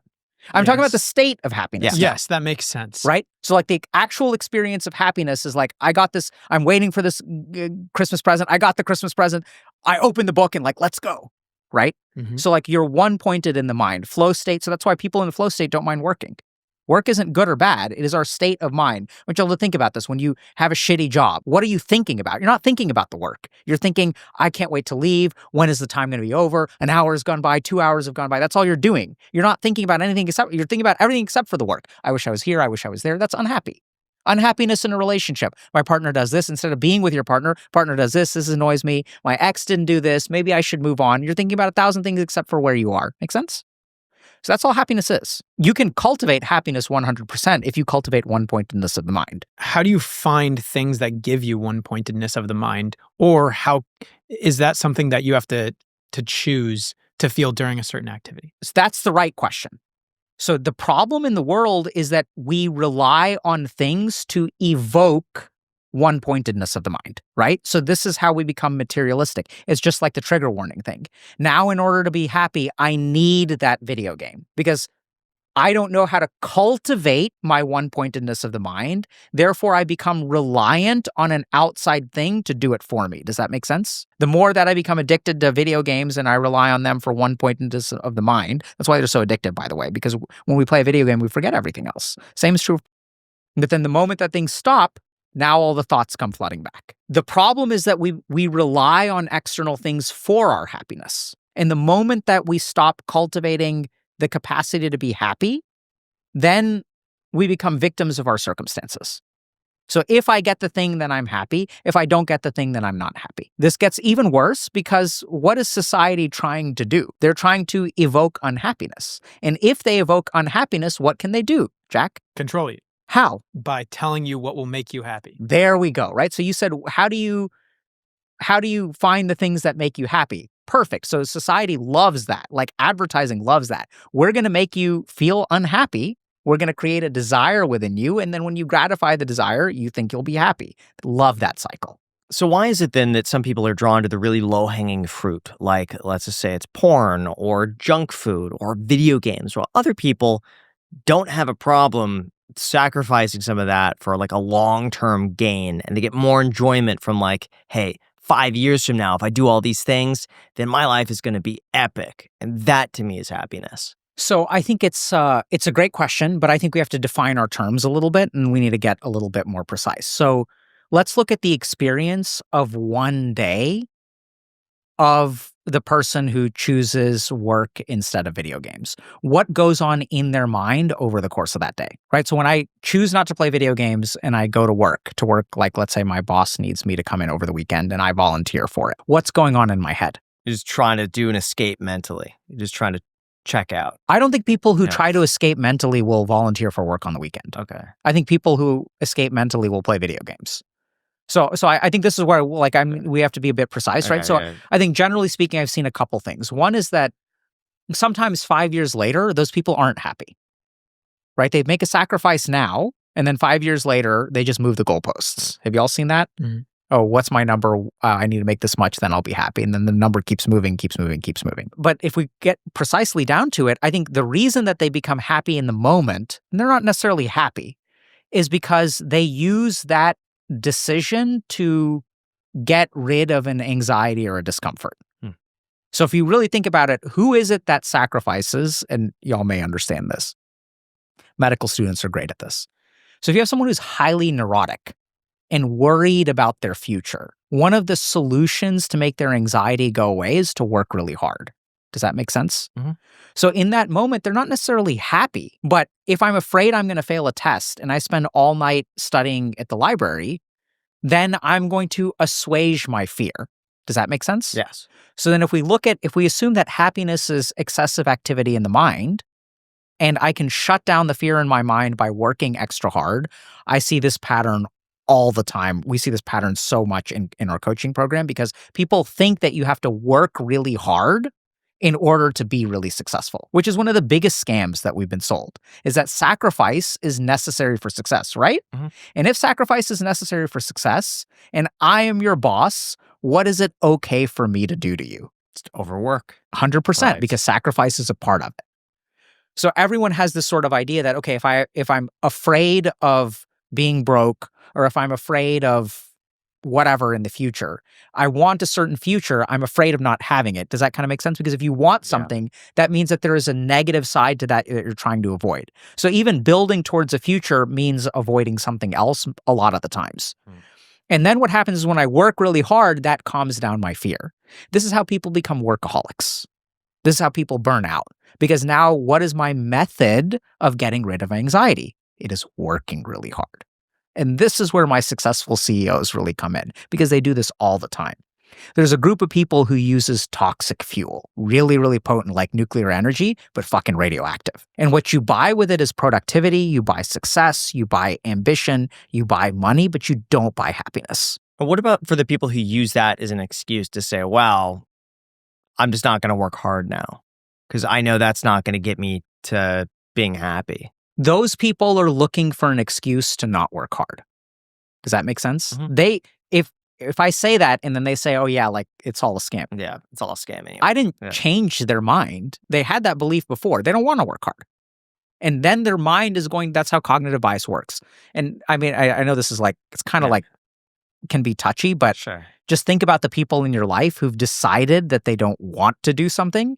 You can give them as many reasons as you want to. They will come up with 1,000 reasons to say no if they've decided to say no. Some people have decided they don't want to work hard, or it's not even technically that they don't want to work hard. Many of the reasons, the most common reason that I've seen that people say that is because they believe that their hard work will lead to failure. They don't believe their hard work will pay off like someone else's did.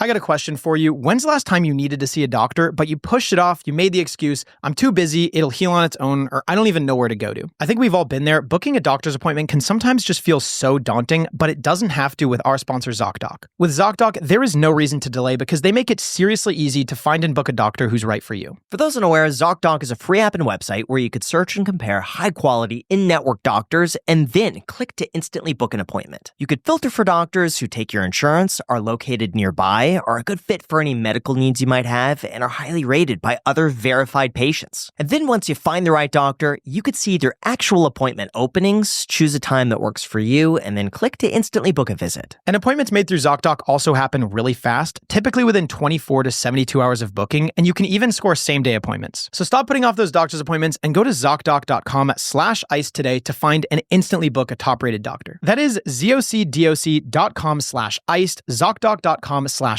with the link down below in the description. Thank you so much to ZocDoc for sponsoring this episode. So in terms of relationships, is there anyone out there that's condemned to be single their entire life? Probably. What type of person? Like there are some people who are born with like, 1/10 their brain. I think those people are not capable, or like incredibly severe autism, or like chromosomal abnormalities that are very severe. I think those people are condemned to be that is single. such a small percentage of the population. There's not one more common trait or feature or characteristic that condemns people to be single? I don't think so. So, I mean, I think there are things, so condemned is such a final thing. So I think about it in terms of probabilities. So if you have someone who has schizoid personality disorder, the likelihood that they will be single is really high, but that's because they don't value relationships, right? So someone who's schizoid is like, the way that they relate to other people is different. Like it's not a priority for them. Like they don't derive a whole lot of pleasure or have any desire for a relationship, which by the way is a little bit debatable. And in some personality disorder experts, there's a guy named Kirk Honda who's got an awesome YouTube channel. He actually disagrees, and I would trust him. But I think that there are some people who are not interested in relationships. But I'm also kind of like confused by the question because, if someone becomes a monk, I wouldn't say that that person is condemned to be single. Like, I don't think that's a choice more so than a condemnation. Does that make sense? Yes. So I think most people are capable of having relationships if they get the right help and have the right mindset. And how do you know if a relationship becomes toxic? What are the signs to look out for? Or how do you know if a relationship makes you a better or worse person? And if it's making you worse, how do you know that? I think you have to define what is better or worse person. How do you define that? Are you progressing or are you regressing? Are you becoming more of your true self or less of it? Are they holding you back or are they pushing you forward? So there's a really interesting model of passion. So passion is scientifically how we define like romantic relationships. So there's this model called the self-expansion model, which basically says that as a human being, I have an identity of myself, right? And that's defined by certain things. Like I want to grow as a person. I'm not content to be like a 5-year-old. I have ambitions. I want to maybe become a doctor. I want to become a millionaire. I want to have a nice house. I want to get a dog. There are ways for me to level up as a human.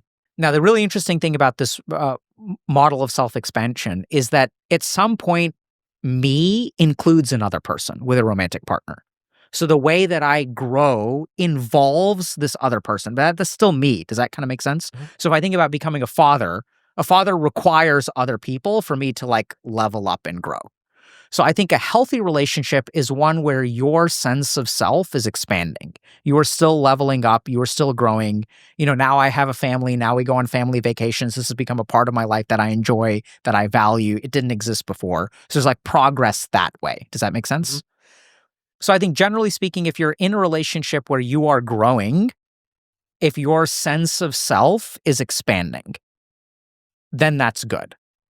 So on the flip side, if that's not happening, if there's a contracture of yourself, then I think those relationships are unhealthy, not necessarily toxic. So I see a lot of relationships that aren't toxic, but where both partners become complacent. So they become codependent. They're not growing. It's like, I see this a lot with substance use where it's like, this is why people say, when you're in rehab, don't date someone else who's in early recovery, because if you relapse, then the other person sees you and they're like, okay, like, let's do it together. So there are many relationships that become stagnant where people are like operating based on momentum or inertia. And the relationship isn't like growing. You're just kind of there. You become kind of roommates who have sex occasionally, and you have maybe shared finances, but there's no passion, there's no sense of growth. It's not necessarily a toxic relationship, but I don't think it's a healthy one. Then when it comes to toxicity, I think the hard thing about toxicity is that people who are frequently in toxic relationships have a scorecard where toxicity is normal. If you look at people who wind up in abusive romantic relationships, the likelihood that they were abused in childhood is super high. So the challenge about discovering whether you have a toxic relationship or not is that oftentimes what you think is normal is toxic because normal for you has been defined as toxic. But what about, let's just say, the women who love bad boys? Like they love the ones that like really mistreat them despite knowing better. How does that play into that? When a human being is in a relationship with someone who abuses them, this is the key thing to understand.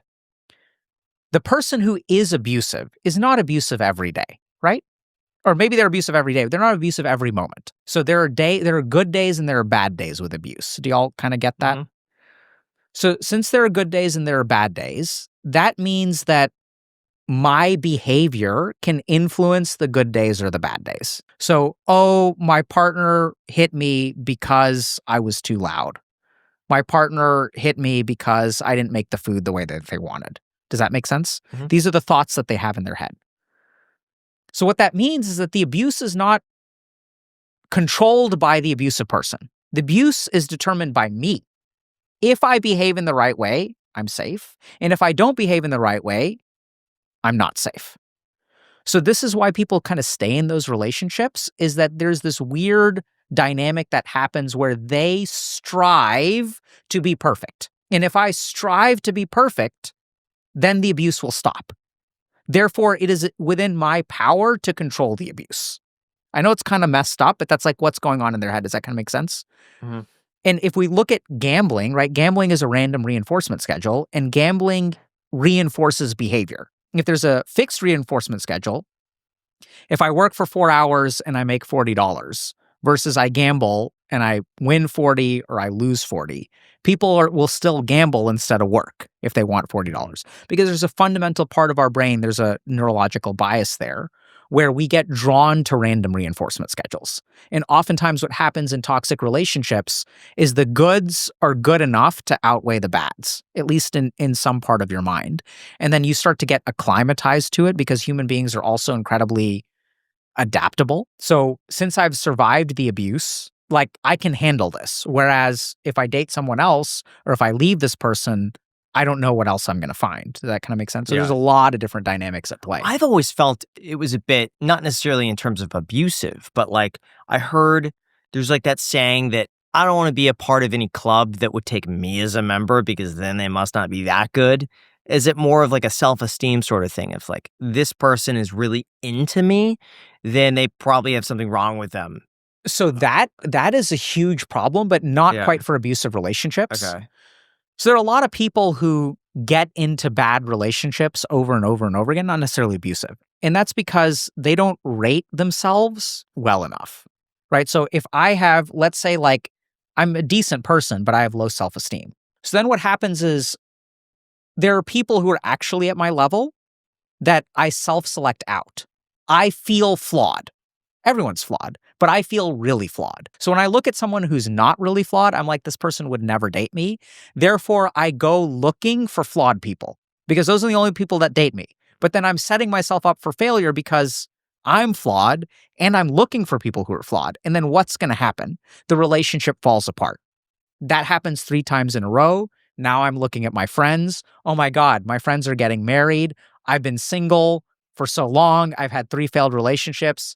I am so flawed. Now that I feel even more flawed, I look for more broken people.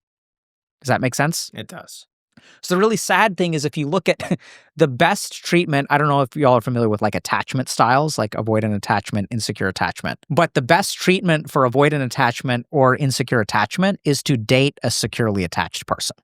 There's some studies that show that someone with BPD dating someone without a personality disorder, being in a stable relationship for 2 years can lead to resolution of the BPD. So the best thing to do if you are a screwed up person is to date someone who is not screwed up. And that may seem really hard. It may seem really scary. Or a lot of the reasons that people don't do that is because they're afraid of rejection. So the more broken person I pick, the less likely I am to get rejected. And therefore it feels safer. So even though it feels safer, it's worse. There's a difference between safety and worse. What do you think is something really important that not enough people are asking their partner? I think the most important question that is not asked is like how things work. So I don't know if this is going to make sense, but what are the rules of our relationship? So I'll give you all like a simple example. So, oftentimes people will disagree about finances, how we split the bills. Do you make more money? If one partner makes more money than the other partner, how do you all decide to split things? Do we each pay half? Do you pay like 50% of your income and I pay 50% of my income? There's all kinds of like rules that people will come up with, right? But oftentimes the rules are in favor of like one person.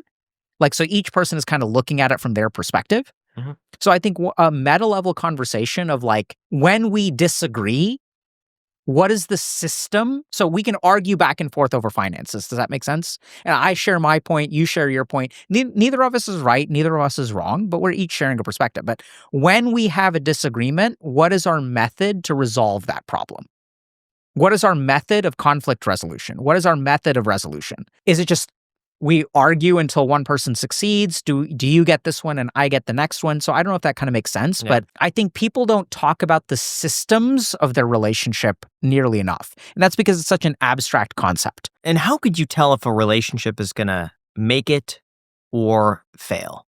Is there something you look for or notice in a person? Yeah, so this is so weird, but I've observed this in my practice. So, I see a lot of people. And the interesting thing is I see a lot of unhealthy relationships and I see a lot of healthy relationships because a lot of people with like addictions or depression or anxiety, like they actually have a really great relationship. So I think one of the biggest things is a red flag early in the relationship leads to success, which is something that is not what most people think. So a lot of times what people do is they avoid red flags. This person has a red flag, therefore I'm done with them. So then you look for someone who has no red flags, right? So then no red flags. So you're dating them for a year, 2 years, 3 years, and then a problem arises. Now, how do you deal with this challenge? Let's say a red flag arises. Now, your partner is employed, right? So they've got a stable career. Like, I can date this person. They're independent. They've got a stable career. They're financially stable. Let's say that they're a software developer and now there's a contraction in the software development industry. They lose their job. Now this absence of a red flag has now become a problem in your relationship. Do they fall into depression and they never work again? You don't know. Does that kind of make sense? Mm-hmm. Yeah.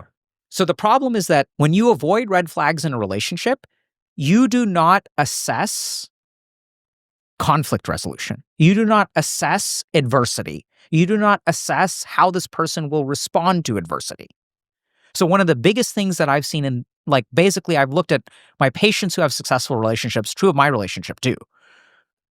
Like, when my wife started dating me, like, I was unemployed, graduated with a 2.5 GPA, like, I didn't have any money, didn't have any prospects, failed to get into medical school for 2 years in a row. Like, there were so many red flags.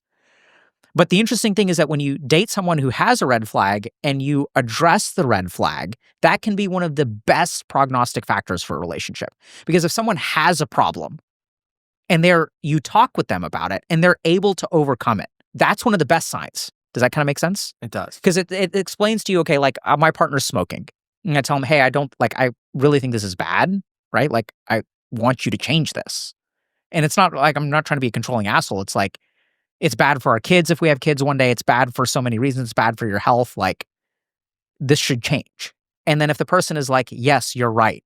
But you can't, if you knock all the smokers off the list, you never get a chance to have that conversation, and you never get a chance to select for a partner who will respond to adversity in the right way, who will take your consideration seriously in the right way. You never get to assess those things. But are there any red flags that are like, red flags, avoid this? I mean, there are lots of people that I wouldn't date.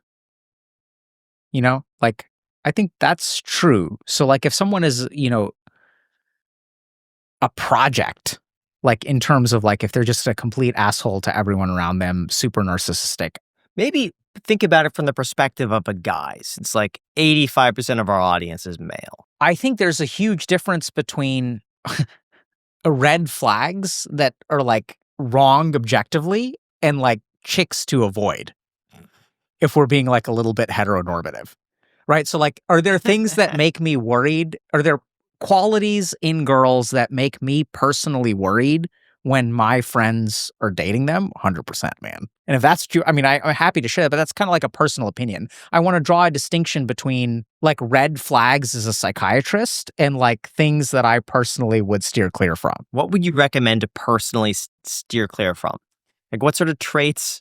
Maybe because applying corrective behavior is like just so much effort. Or Yeah. like. So like, I think at the top of the list is entitlement.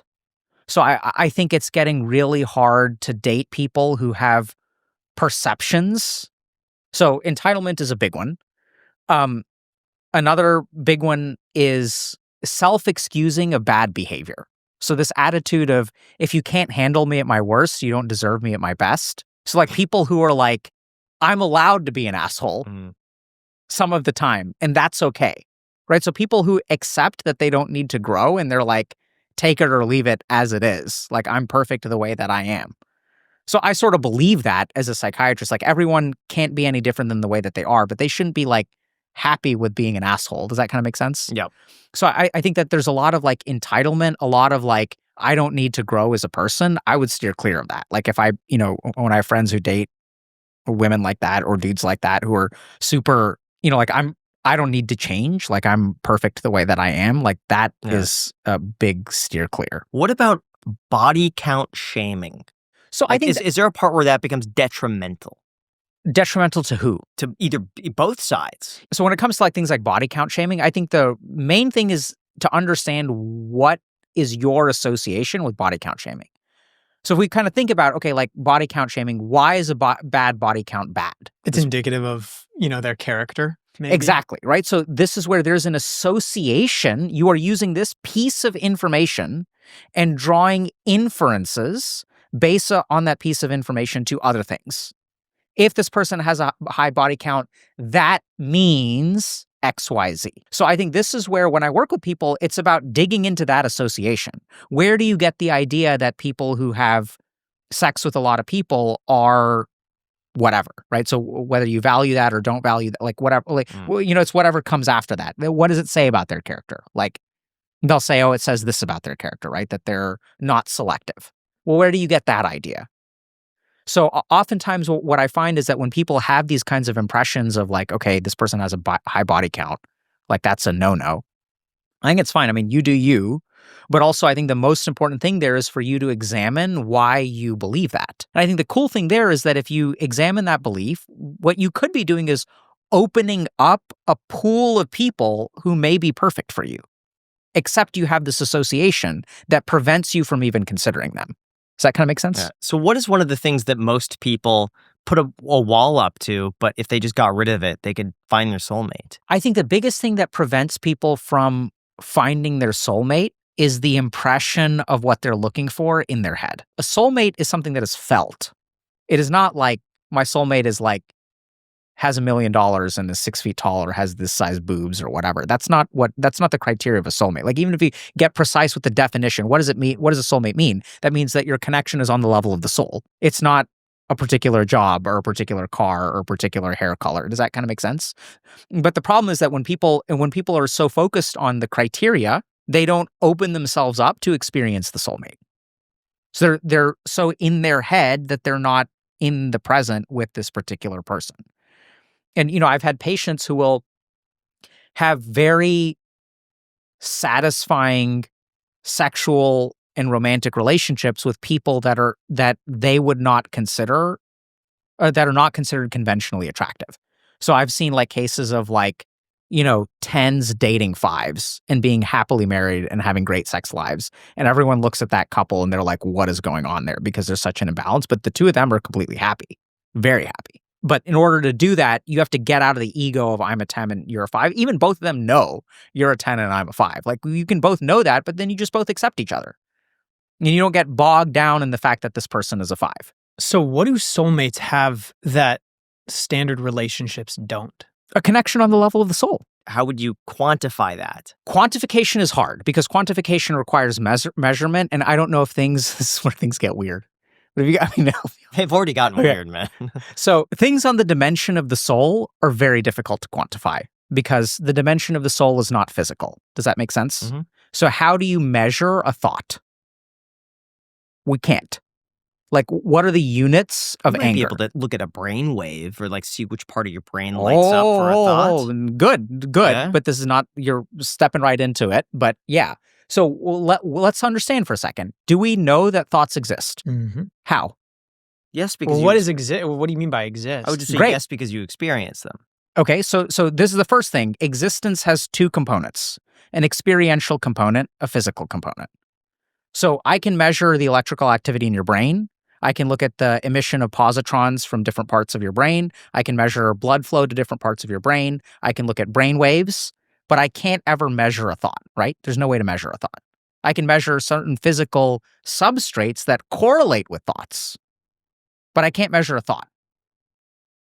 Do dogs feel shame? Yes. How do we know? I mean, Because look of at their their actions. faces when they tear up the. So you observe a behavior. You don't know what the dog is feeling. And we correlate that with shame, Correct. right? Yeah.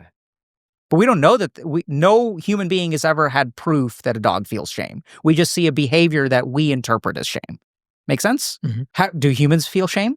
Right? I would assume so. I mean, forget it. Just what's the first answer Yeah. that comes to your mind? Don't be. yeah, sure. Yes, of course. Of course we feel shame. Like, that's an accepted when we move around in the world that human beings feel shame. How do we know? We could talk to one another and talk about our feelings. There we go, right? So we have some way to transmit our subjective experience, but that doesn't make it objective. Okay? So we have a shared delusion of which we have no proof, which is thought and emotion. So what that means is that there's two layers of reality. I know we're getting out there. One is the physical dimension, which is like measurable, right? We can quantify things, we can measure things, but we don't have like a way to really measure or quantify thoughts, emotions, things like that. There is a potency to them. There's more angry and less angry, but we don't have instruments to measure precisely. Does that make sense? So what is a soulmate? So there is the physical realm where we can get connected to someone. I can look at someone, I can be attracted to their physical appearance. There's an emotional level, right? Which is like, I feel this emotion, this person feels this emotion. There's a great experiment that showed that people who share emotions during dates are the ones who feel attracted to each other. So you have to have a shared emotional experience. This is actually why people go to movies and why they date with movies, because they're like, you're not interacting. The interesting thing is it causes bonding because if both of you all enjoyed the movie in the same way, when you walk out of the movie, you feel connected to the person, even though you haven't done anything. Because both of y'all are laughing. Oh my God, that was hilarious.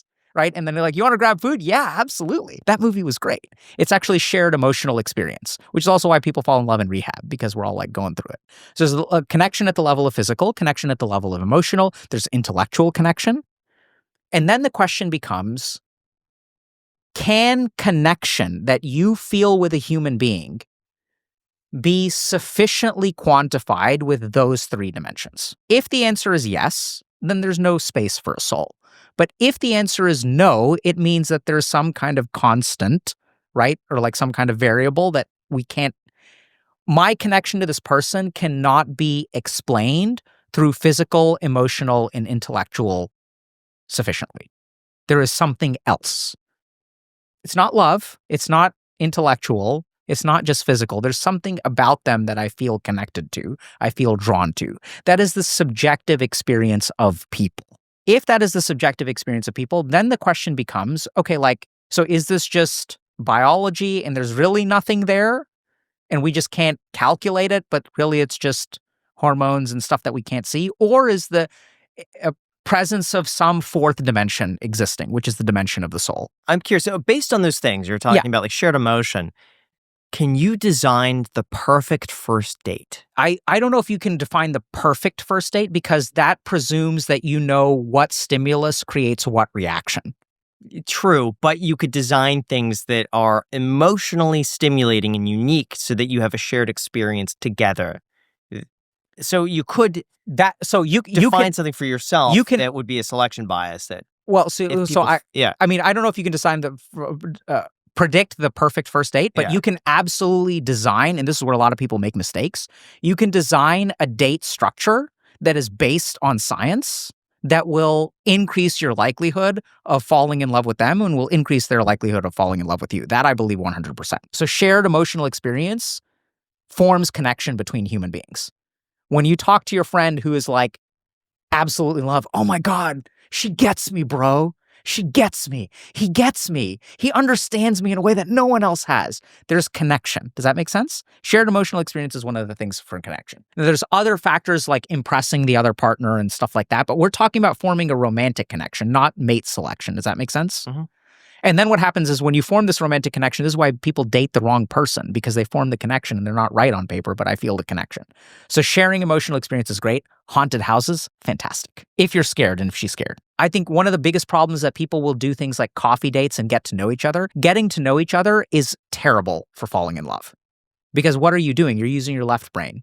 This is a job interview. That's what coffee dates are. I want to feel you out. I want to see if I like you or not like you. You got to do something. That's also why, like, sometimes even if you fight, so you'll notice that, like, people will say, like, there's a thin line between love and hate, and people can fall in love and they can fight all the time. And if you think about it, when we're fighting, what is your emotional experience? Let's say you and I get into a fight. What are you feeling emotionally? Negative. Okay. What am I feeling emotionally? Probably negative as well. That's why it works. Okay. Right? So even though we're both feeling angry with each other, we feel emotionally connected. Now, that doesn't mean that you should fight, but it explains why a lot of people who fall in love, like, don't get along. Because even their negativity will evoke negativity. They drive each other crazy, but then the next day they're, like, back at it. Yeah. How long should it take then to fall in love? Or is there, like, steps to it? So this is where we get to soulmates. So in my case, I fell in love over the course of a second. Like, I remember the first time I saw my wife, I literally felt like I had been punched in the chest, and I did not understand what the was going on. So I don't know how to explain that. So this is the reason I believe in soulmates, because I've tried to figure out what happened to me that day. Like, what happened the first time I saw her? And it was like years before we dated. I just saw this girl, and I wasn't like sexually attracted to her or anything. I just saw this girl, and it was like, I remember I was walking by a picnic bench, like a picnic table, sorry. I was walking by a picnic table, and she was walking the other way. I was walking this way past the picnic table. She was walking this way. And like, I saw this girl, and it was like someone's punched me in the chest. I was like, what the hell was that? Didn't really think anything of it. Years later, we met. So that, I don't know how to explain that. But that was love. That was not soulmate, though. I think that was soulmate. That was soulmate? Yeah, I think so. Right? So I can't explain. So I have read papers upon papers upon papers, looked at hundreds of papers about romance, how you fall in love, neuroscience, relationship formation. There's a great book called the Cambridge Handbook of Personal Relationships. A lot of great research in there. I've never found anything in all of those studies to explain that experience, right? So for me personally, I think there's a fourth variable. So that's different from falling in love. That experience is separate in my mind. So it can start in a few minutes, progress over the course of a couple of hours, and can happen within one day. Like there are absolutely stories of people who will meet, right? And then that gets fuzzy because are we talking about soulmates then? And the number of patients I've had who are like, I saw this person and I knew they were the one from the first moment. And I don't know how to explain that because there's no shared emotional experience. All of the studies that we have about falling in love don't explain those moments. Now, there are other things that you could say. Maybe it's cognitive bias. Maybe it's misremembering, things like that. I don't think so, man. So then falling in love you can do within a day, for sure. Sometimes longer. See, there's been one time in my life where I felt like I saw someone and I immediately felt something very deep. We tried talking for a little bit and like maybe even dated a little bit, but that's it. And then what was that like? I would say it was a lot of emotions probably because I was always kind of chasing, I felt like. But then years have passed since then and I feel nothing towards this person. So it's weird, right? So this is like kind of where I'm coming. Like I know what I'm saying sounds insane. Like I get that. But I hear stories like this and even someone like you had this, like, well, how the hell do you explain that? Right? So if we really want to be good scientists, we can't let our preconceived notions about the existence of soul or even what science tells us get in the way of the observations and experiences that we had. You had an experience where you saw someone and you had a deep connection. Like, what the fuck, right? Was it when you saw the person or when you started talking to them? Immediately when I saw them. It's weird. Just by sight. And I was like you ask any of my high school friends, obsessed, and I'd never spoken to them. And then finally I spoke to them and they only became more and more impressive the more I got to know them. But then it ended up going nowhere and I chased this person for years. And then since then, several years have passed. See, sometimes I wonder if it's like a slot machine where it's like their actions are specifically designed to get you to chase and to like be enamored by that, by like being hard to get or by giving you a little validation, but then pulling it back. I was probably too interested that it put them off. Realistically. Well, so yeah, I think there's a differential diagnosis there too. So like, I don't know if y'all have heard of the term limerence. No. So limerence is like a weird like longing for another person, which is probably something that's more on the OCD spectrum. So OCD spectrum meaning there's a genetic predisposition towards OCD, obsessional thinking, which a certain kind of environmental trigger will trigger that thought process in you. But since the level of OCD is so low, there are only certain circumstances that will really trigger it. Right. So that's another explanation. And like, believe me, like I've looked at a lot of science trying to explain these phenomenon. And I don't think that that's definition of a soulmate, by the way. I don't think that's proof. All I'm saying is that there is a conserved experience that human beings have where we just see someone, we're like, this is the one. And it's like, what's going on there? Right? What's happening in your brain? Like, I don't understand it because all of the things that we know about falling in love don't indicate random moments of deep connection. Like I've never seen that in literature. And yet it happens to people a lot. So that means that one of two things, either that our sophistication of neuroscience is not good enough to be able to study that, which I think is absolutely true, by the way, or that there's this fourth dimension, right? So the variable could be just really advanced neuroscience that we don't know. There are a lot of people who will believe that. I think that is the most plausible explanation. I also happen to think it's false for other reasons, but does that make sense? So why do you think that so many high-level entrepreneurs hire you? So 2 reasons. One practical one and one crazy one. So one is I believe there's a karmic connection. So this is just the way that I view my life. I am on this earth to pay back debts to all kinds of people. I'm deeply, deeply, deeply in debt to all kinds of people. So I believe it's my dharma or duty in this life to specifically help some people in a very particular way. And I'm pretty sure, I feel really confident in that. We can get into that if y'all really want to. The much more plausible reason is, look, man, I trained for 7 years to become a monk. I'm a Harvard-trained psychiatrist. I'm an entrepreneur in my own right. I have a really strong understanding of things that are very, very confusing to a lot of people, right? So the first is that I have a lot to offer. The second thing is that a lot of entrepreneurs don't so we were talking earlier about delayed gratification, right? And I'm going to work really hard and then I'm going to be happy later. So what happens with a lot of entrepreneurs is that they assume that happiness is coming later, and then it doesn't. And the goalposts keep moving. Because as we discovered, happiness is not from gaining an object. Even if we talk about that for a second, if I desire a cookie, my mind has a lot of mental activity, right? When I eat the cookie, the mental activity goes down. So even though the cookie brings me happiness, I don't know if this makes sense, technically what the cookie is doing is stopping my mental activity. It's the stopping of the mental activity that brings you happiness. Does that make sense? And even if I forget about the cookie, if I have a child who really wants a cookie and is crying, and then they forget about the cookie, they'll be happy. So it is mental activity that leads to happiness. So a lot of people will be really successful, but they won't be happy. They did everything in life that they were supposed to do that was supposed to make them happy. And they wake up one day and they're not happy. Then they seek me out because I can help them with that. So I once had a patient who was depressed, and I worked with them for about 2 or 3 years. And they came in one day and they said, I haven't gotten better at all. And I was like, what do you mean you haven't gotten better? And I did an assessment. I used one of these validated instruments to measure their depression. Are you have trouble working? Are you having trouble getting out of bed? And he's like, no. So the depression was in remission. And I was like, bro, you're not depressed. You're unhappy. Completely different thing, man. So we select for success. We teach people how to succeed. We teach people how to make money. Y'all do a great job of that. We teach people how to turn $1. Y'all teach people how to turn $1 into 2 or 10. But we don't teach people how to be happy. And it's really interesting because really the spirituality starts with satisfying everything else.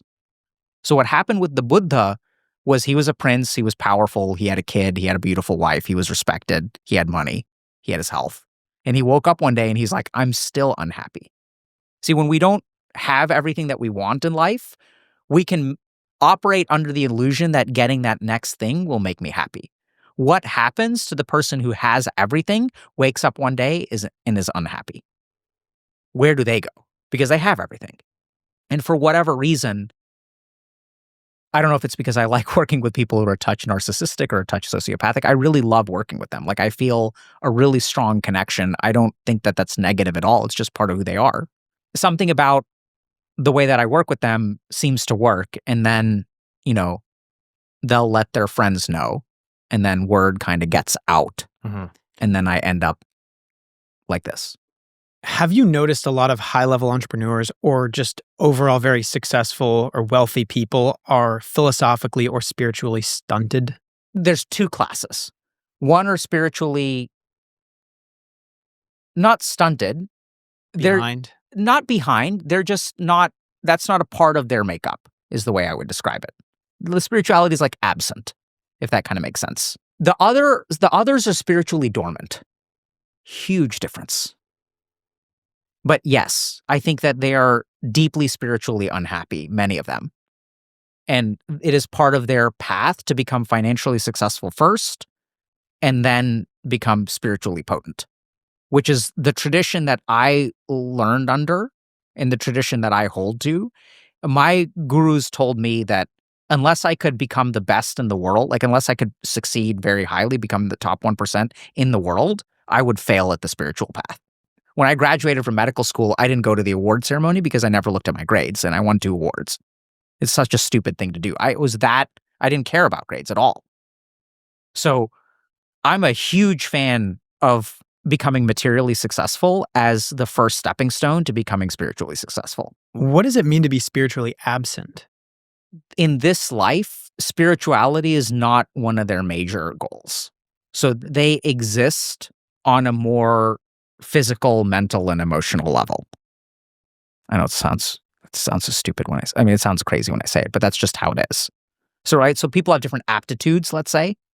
Like you have an aptitude for art, you have a head for numbers. Some people have a spiritual aptitude that's dormant, and some people don't have the aptitude. So what are the most common high-level problems that you see for successful people or people that make a lot of money?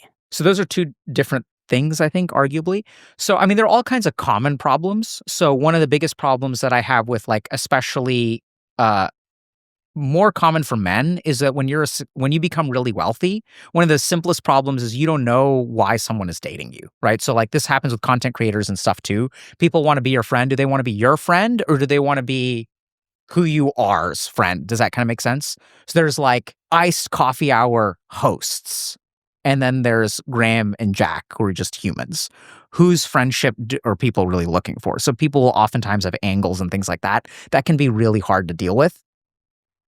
Really messes up even your sense of self, because you start to reasonably start to think people are looking to you for something. They don't see the real you. They see some version of you. So that's really common. Also happens to people who are very physically attractive, where they they get picked for their physical attractiveness, not who they are. So some people who are very physically attractive are incredibly lonely, despite the fact that there are people around them all the time, people pursuing them. They can have immense loneliness. Similarly true for people who are very successful. They're oftentimes, probably the biggest thing is intense loneliness. It's heavy as the head that wears the crown. It's lonely at the top. So it's hard. I think that people don't and I'm not trying to say it's so hard for them, but it's an experience that not many people can relate to. Mm-hmm. And oftentimes these people also are so focused on their work that they don't water the garden of their relationships. They don't really maintain their social relationships in the same way. So oftentimes they're really lonely. Sometimes they're really unhappy. Sometimes they feel, eventually we get to a point where they realize they're actually quite out of control in their life. So they're driven by their ambition. They don't control their ambition. They can't give it up one day. They are not aware of any other way of existing except for striving for the top. Could you successfully gamify life in the same way that a lot of these entrepreneurs and elite businessmen gamify their business to try to maximize profits, decrease inputs and increase outputs? Can you do the same with your relationships, your rest, this, that, in terms of time blocking everything and treating life as though it's math? Could that be conducive to success, or have you seen people try that and it doesn't work out? What do you mean by success?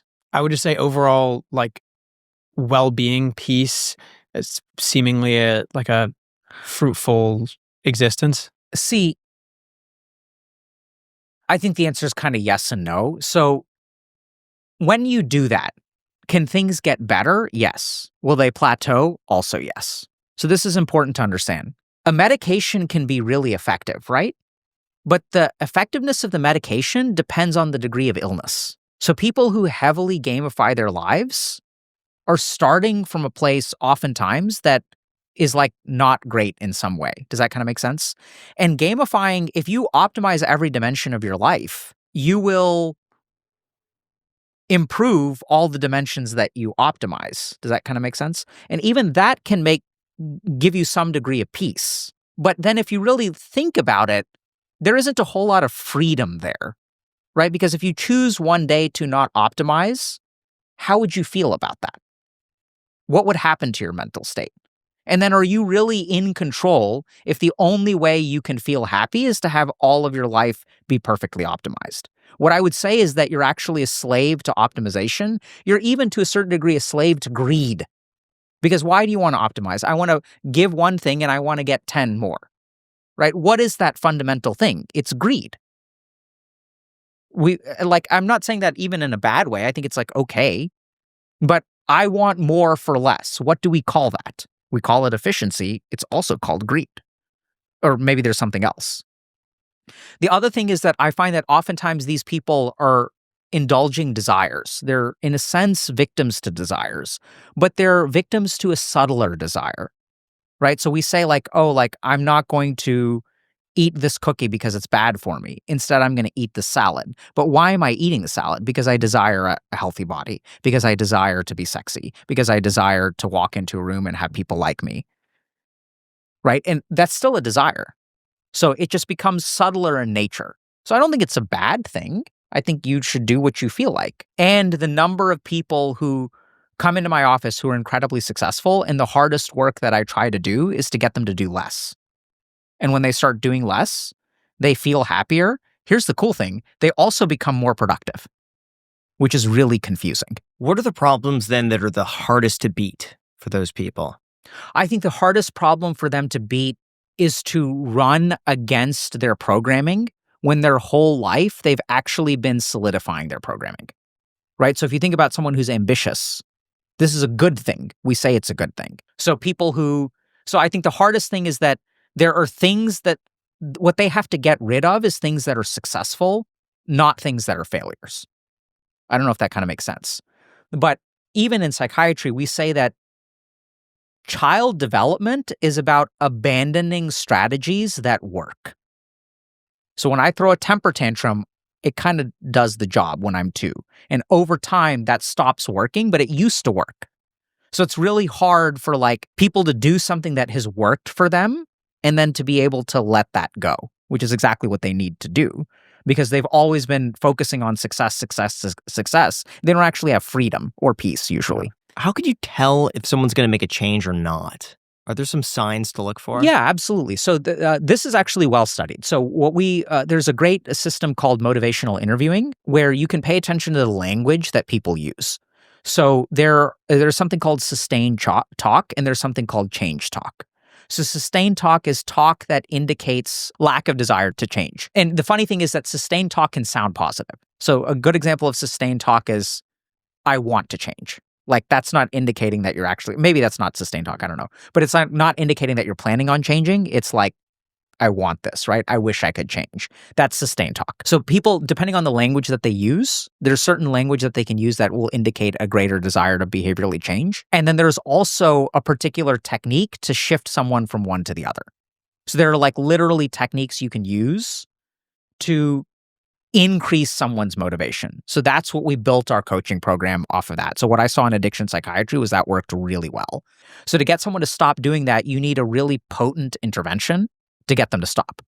That's the intervention that we took. And then I was like, this needs to be applied to going to the gym, whatever other problems you have in life. And that's why we see good outcomes. So there's great technique there. What's been the most surprising thing for you in terms of running a business? So a couple of things that I found surprising. One is how hard I actually work. So people will say that residency is like the hardest, most work that you do. You're working like 80-hour weeks. But I mean, I work so much harder now. Like I actually had my first vacation in 5 years, like a week ago. So I haven't had a day off in 5 years. And you guys may know this as content creators, but like even when I travel for work, so for example, I'm going to go to this conference and I'm going to do something there. When I travel for a conference, I still have to film YouTube videos the weekend before, right? So I never stop working. And even if I have a vacation, I have to do the work that should be done on vacation before I leave or after I come back. So that was one thing that I was really not prepared for. Thankfully, I have a skill set to where I can work for 5 years without a day off. So like meditation and yoga and all that crap and like understanding happiness and the nature of happiness and stuff like that so you don't really get burned out. I feel really tired, but I'm not burnt out. I can keep going, but I'm very tired. The second thing that's been really interesting is like money. We were really confused for a long time about like how to approach money. So we haven't taken investment. We price products so that people in 121 countries with poor currencies compared to the dollar can afford them. Mm-hmm. That's something that I feel really good about. And at the same time, there's so much conditioning around being a successful entrepreneur that means that you have a lot of money. So, and I always think it's so interesting how like in the back of my mind, an opportunity comes across our table and it's like, just to give y'all, I mean, y'all know this stuff. So we've had certain sponsorship opportunities, which, we operate fine right now. We're not like in debt or anything like that. We have a small amount of profit. We price our products not to maximize profit. But we're doing okay and we have stuff saved away for a rainy day and things like that. So in a situation like that, a sponsor comes in, 7-figure sponsorship, and they're like, you can just say yes. And I have to film 3 30-second bits a month and you just get 7 figures of money. And in those moments, it can be hard because that's just straight profit, right? That's just extra money.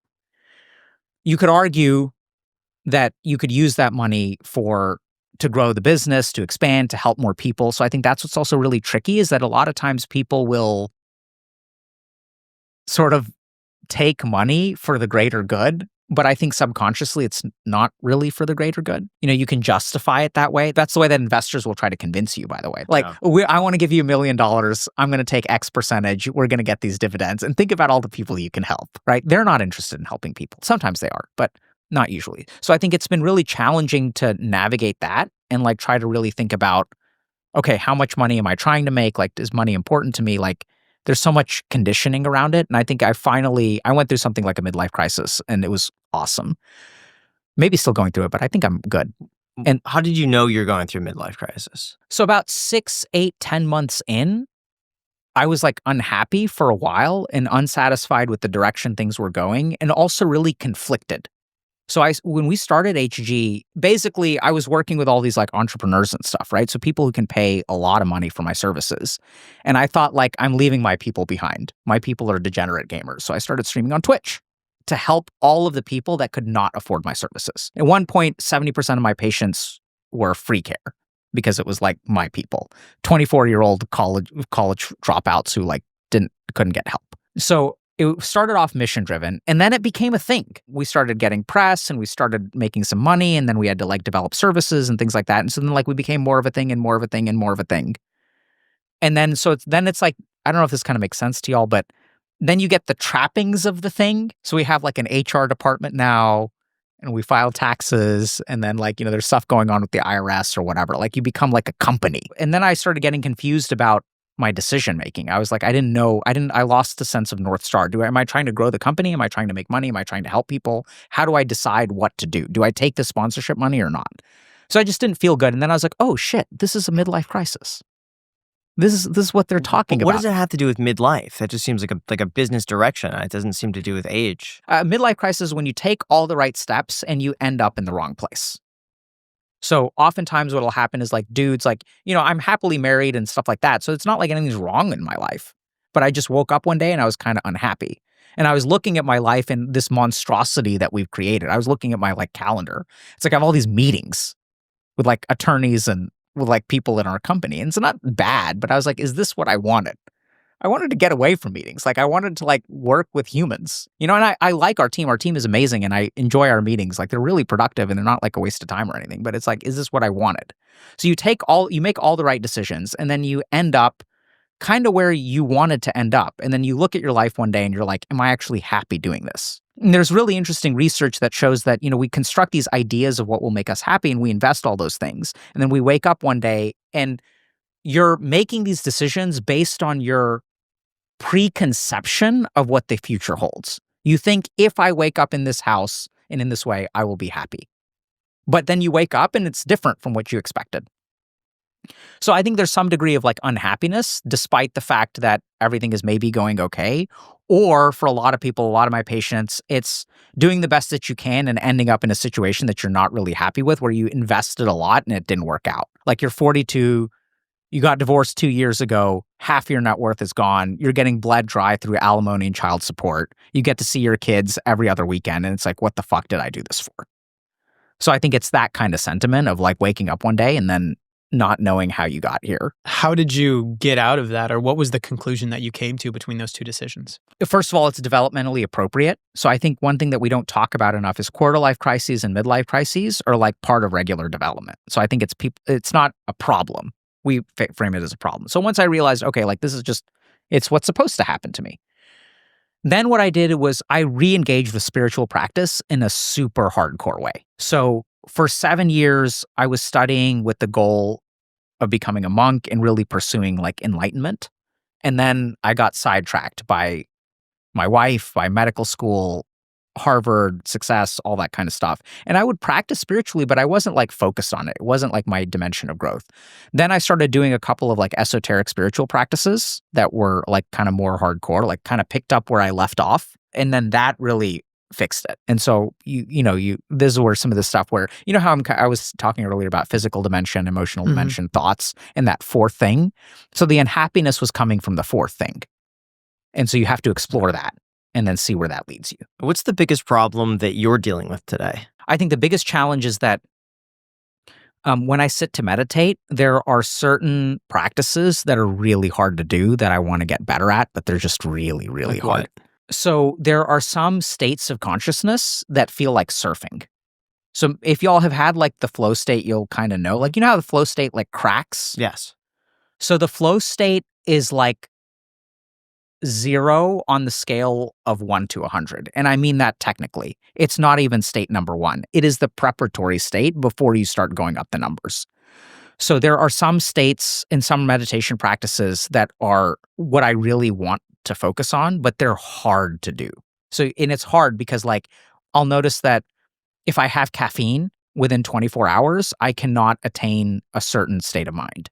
So the mind is just a little bit too disrupted. It requires like, I'll give you all kind of an example. So the chanting a perfect Om. But a perfect Om is very hard to chant. So what I mean by perfect is when you chant, first of all, your awareness should feel it in the navel, and then it rises to maybe around your forehead. And so if you just chant, you'll notice the vibration move up. But the breath has to be perfect. As you chant quieter and quieter, you'll feel the Om move posteriorly. So you'll feel the vibration up the back of your spine instead of in the front. Most people will feel it in the front. So when you start to meditate in some of these ways, but it's not like I can do anything else to move it to the back. I don't know if that makes sense. You know, it's a practice of concentration. So I try with my mind to focus, or not mind, but I try to focus as intensely as possible. And if I don't focus intensely enough, it doesn't happen. But I can't focus intensely anymore. I don't know if this sort of makes sense, but you can't force yourself to focus more beyond a certain point. Right? None of us can sit down and say, I'm going to read these 300 books from cover to cover. That's very difficult to do. So at some point, my focus gets disrupted. And then the deeper it is, like the deeper you go. And it's kind of like surfing, but like going uphill. And then if you fall, you have to like start over from the bottom, which is annoying. So I know it's weird, but that's kind of what that's hands down my biggest challenge. So hard. Is there a problem that you're going through that other people could relate to? I'm sure. I mean, I have kids. Yeah. I'm trying to do right by them. I could be a better dad. I want to be working more, even though I work a lot. I need to be working a little bit more. I have a couple projects that I'm working on that I really want to devote myself to. What would you say are the main things that you've changed your mind over regarding mental health over the years of your professional career? So I think the first thing is that things are way more solvable than people think. So I think we have a system of mental health that is about raising the floor, not reaching the ceiling. So if you look at like SSRIs or antidepressant medication, these are not curative.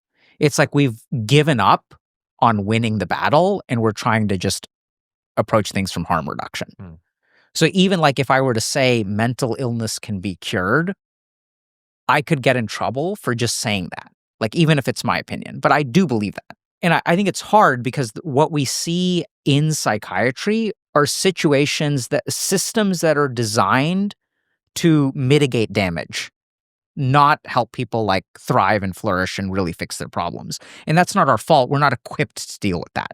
And that's what's missing. So like what we tried to build is like, as a therapist, it's not part of my job to help someone find a girlfriend. So I literally had this question put to me by a therapist in my therapy training. And they were like, if a patient walks into your office and says, can you help me find a girlfriend? What should you say? And the right answer is, help me understand why you think you can't find a girlfriend. That's what like therapists answer questions with questions. Like, what's important about a girlfriend? Why do you want a girlfriend? What makes it hard for you? And that's like reasonable, but the answer is not yes. And there are good reasons for that. But I think I've changed my mind a little bit over that.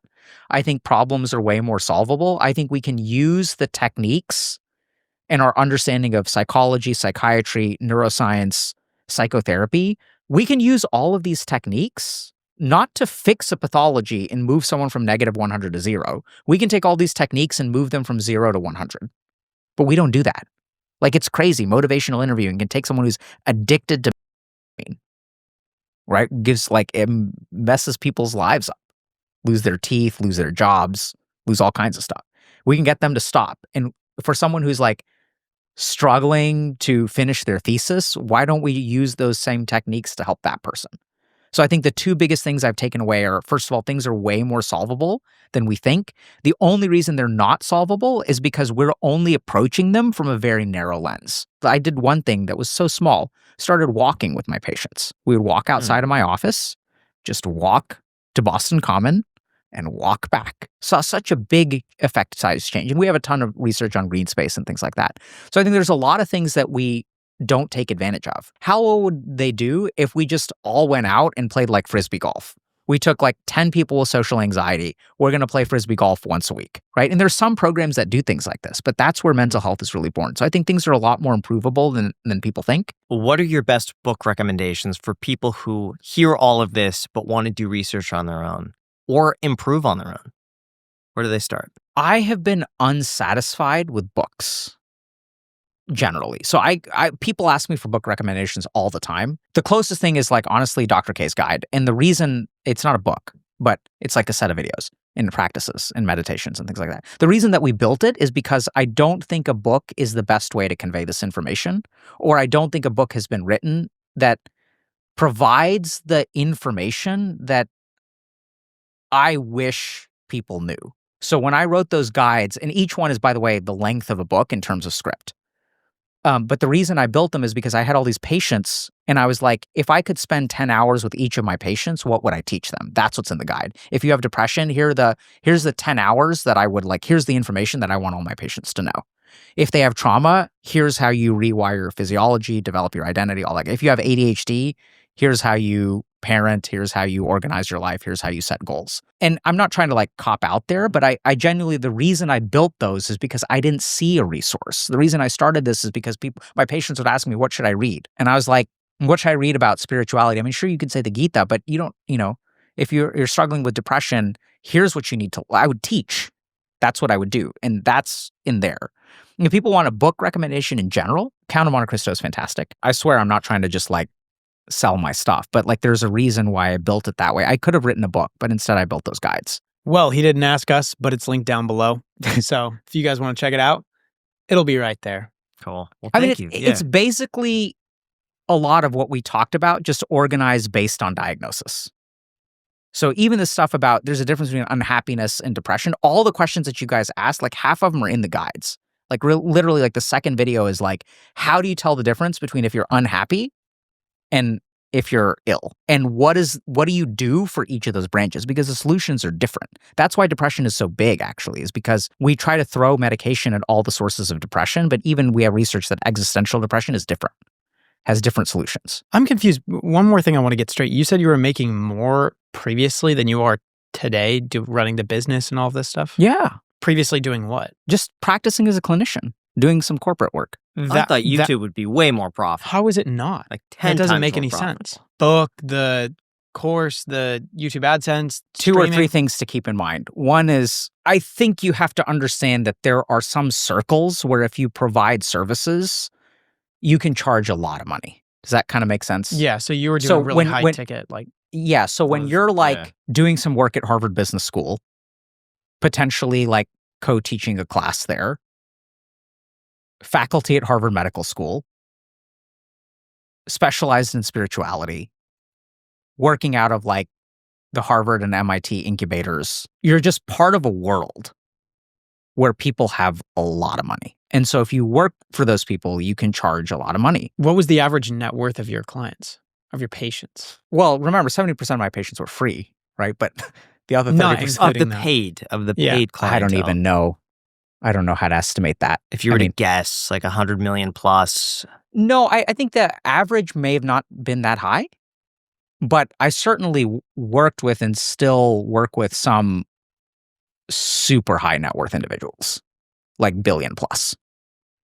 And so I don't know how to factor in averages of like, there's like a managing director at like Goldman Sachs or something, like hypothetically, right? So they make maybe like, I don't know, like somewhere, I don't know how much a managing director at Goldman Sachs makes. Do they make 3 million a year, 5 million a year, 20 million a year? Depends on the year, depends on which part of business are they in. Are they in software? Are they in, healthcare? Like it depends. I don't know how much they make.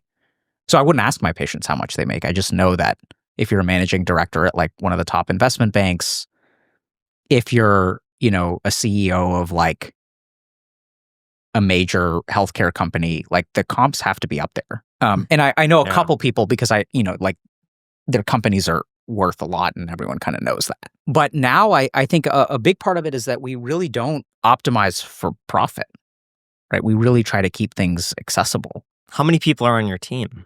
So we have about 30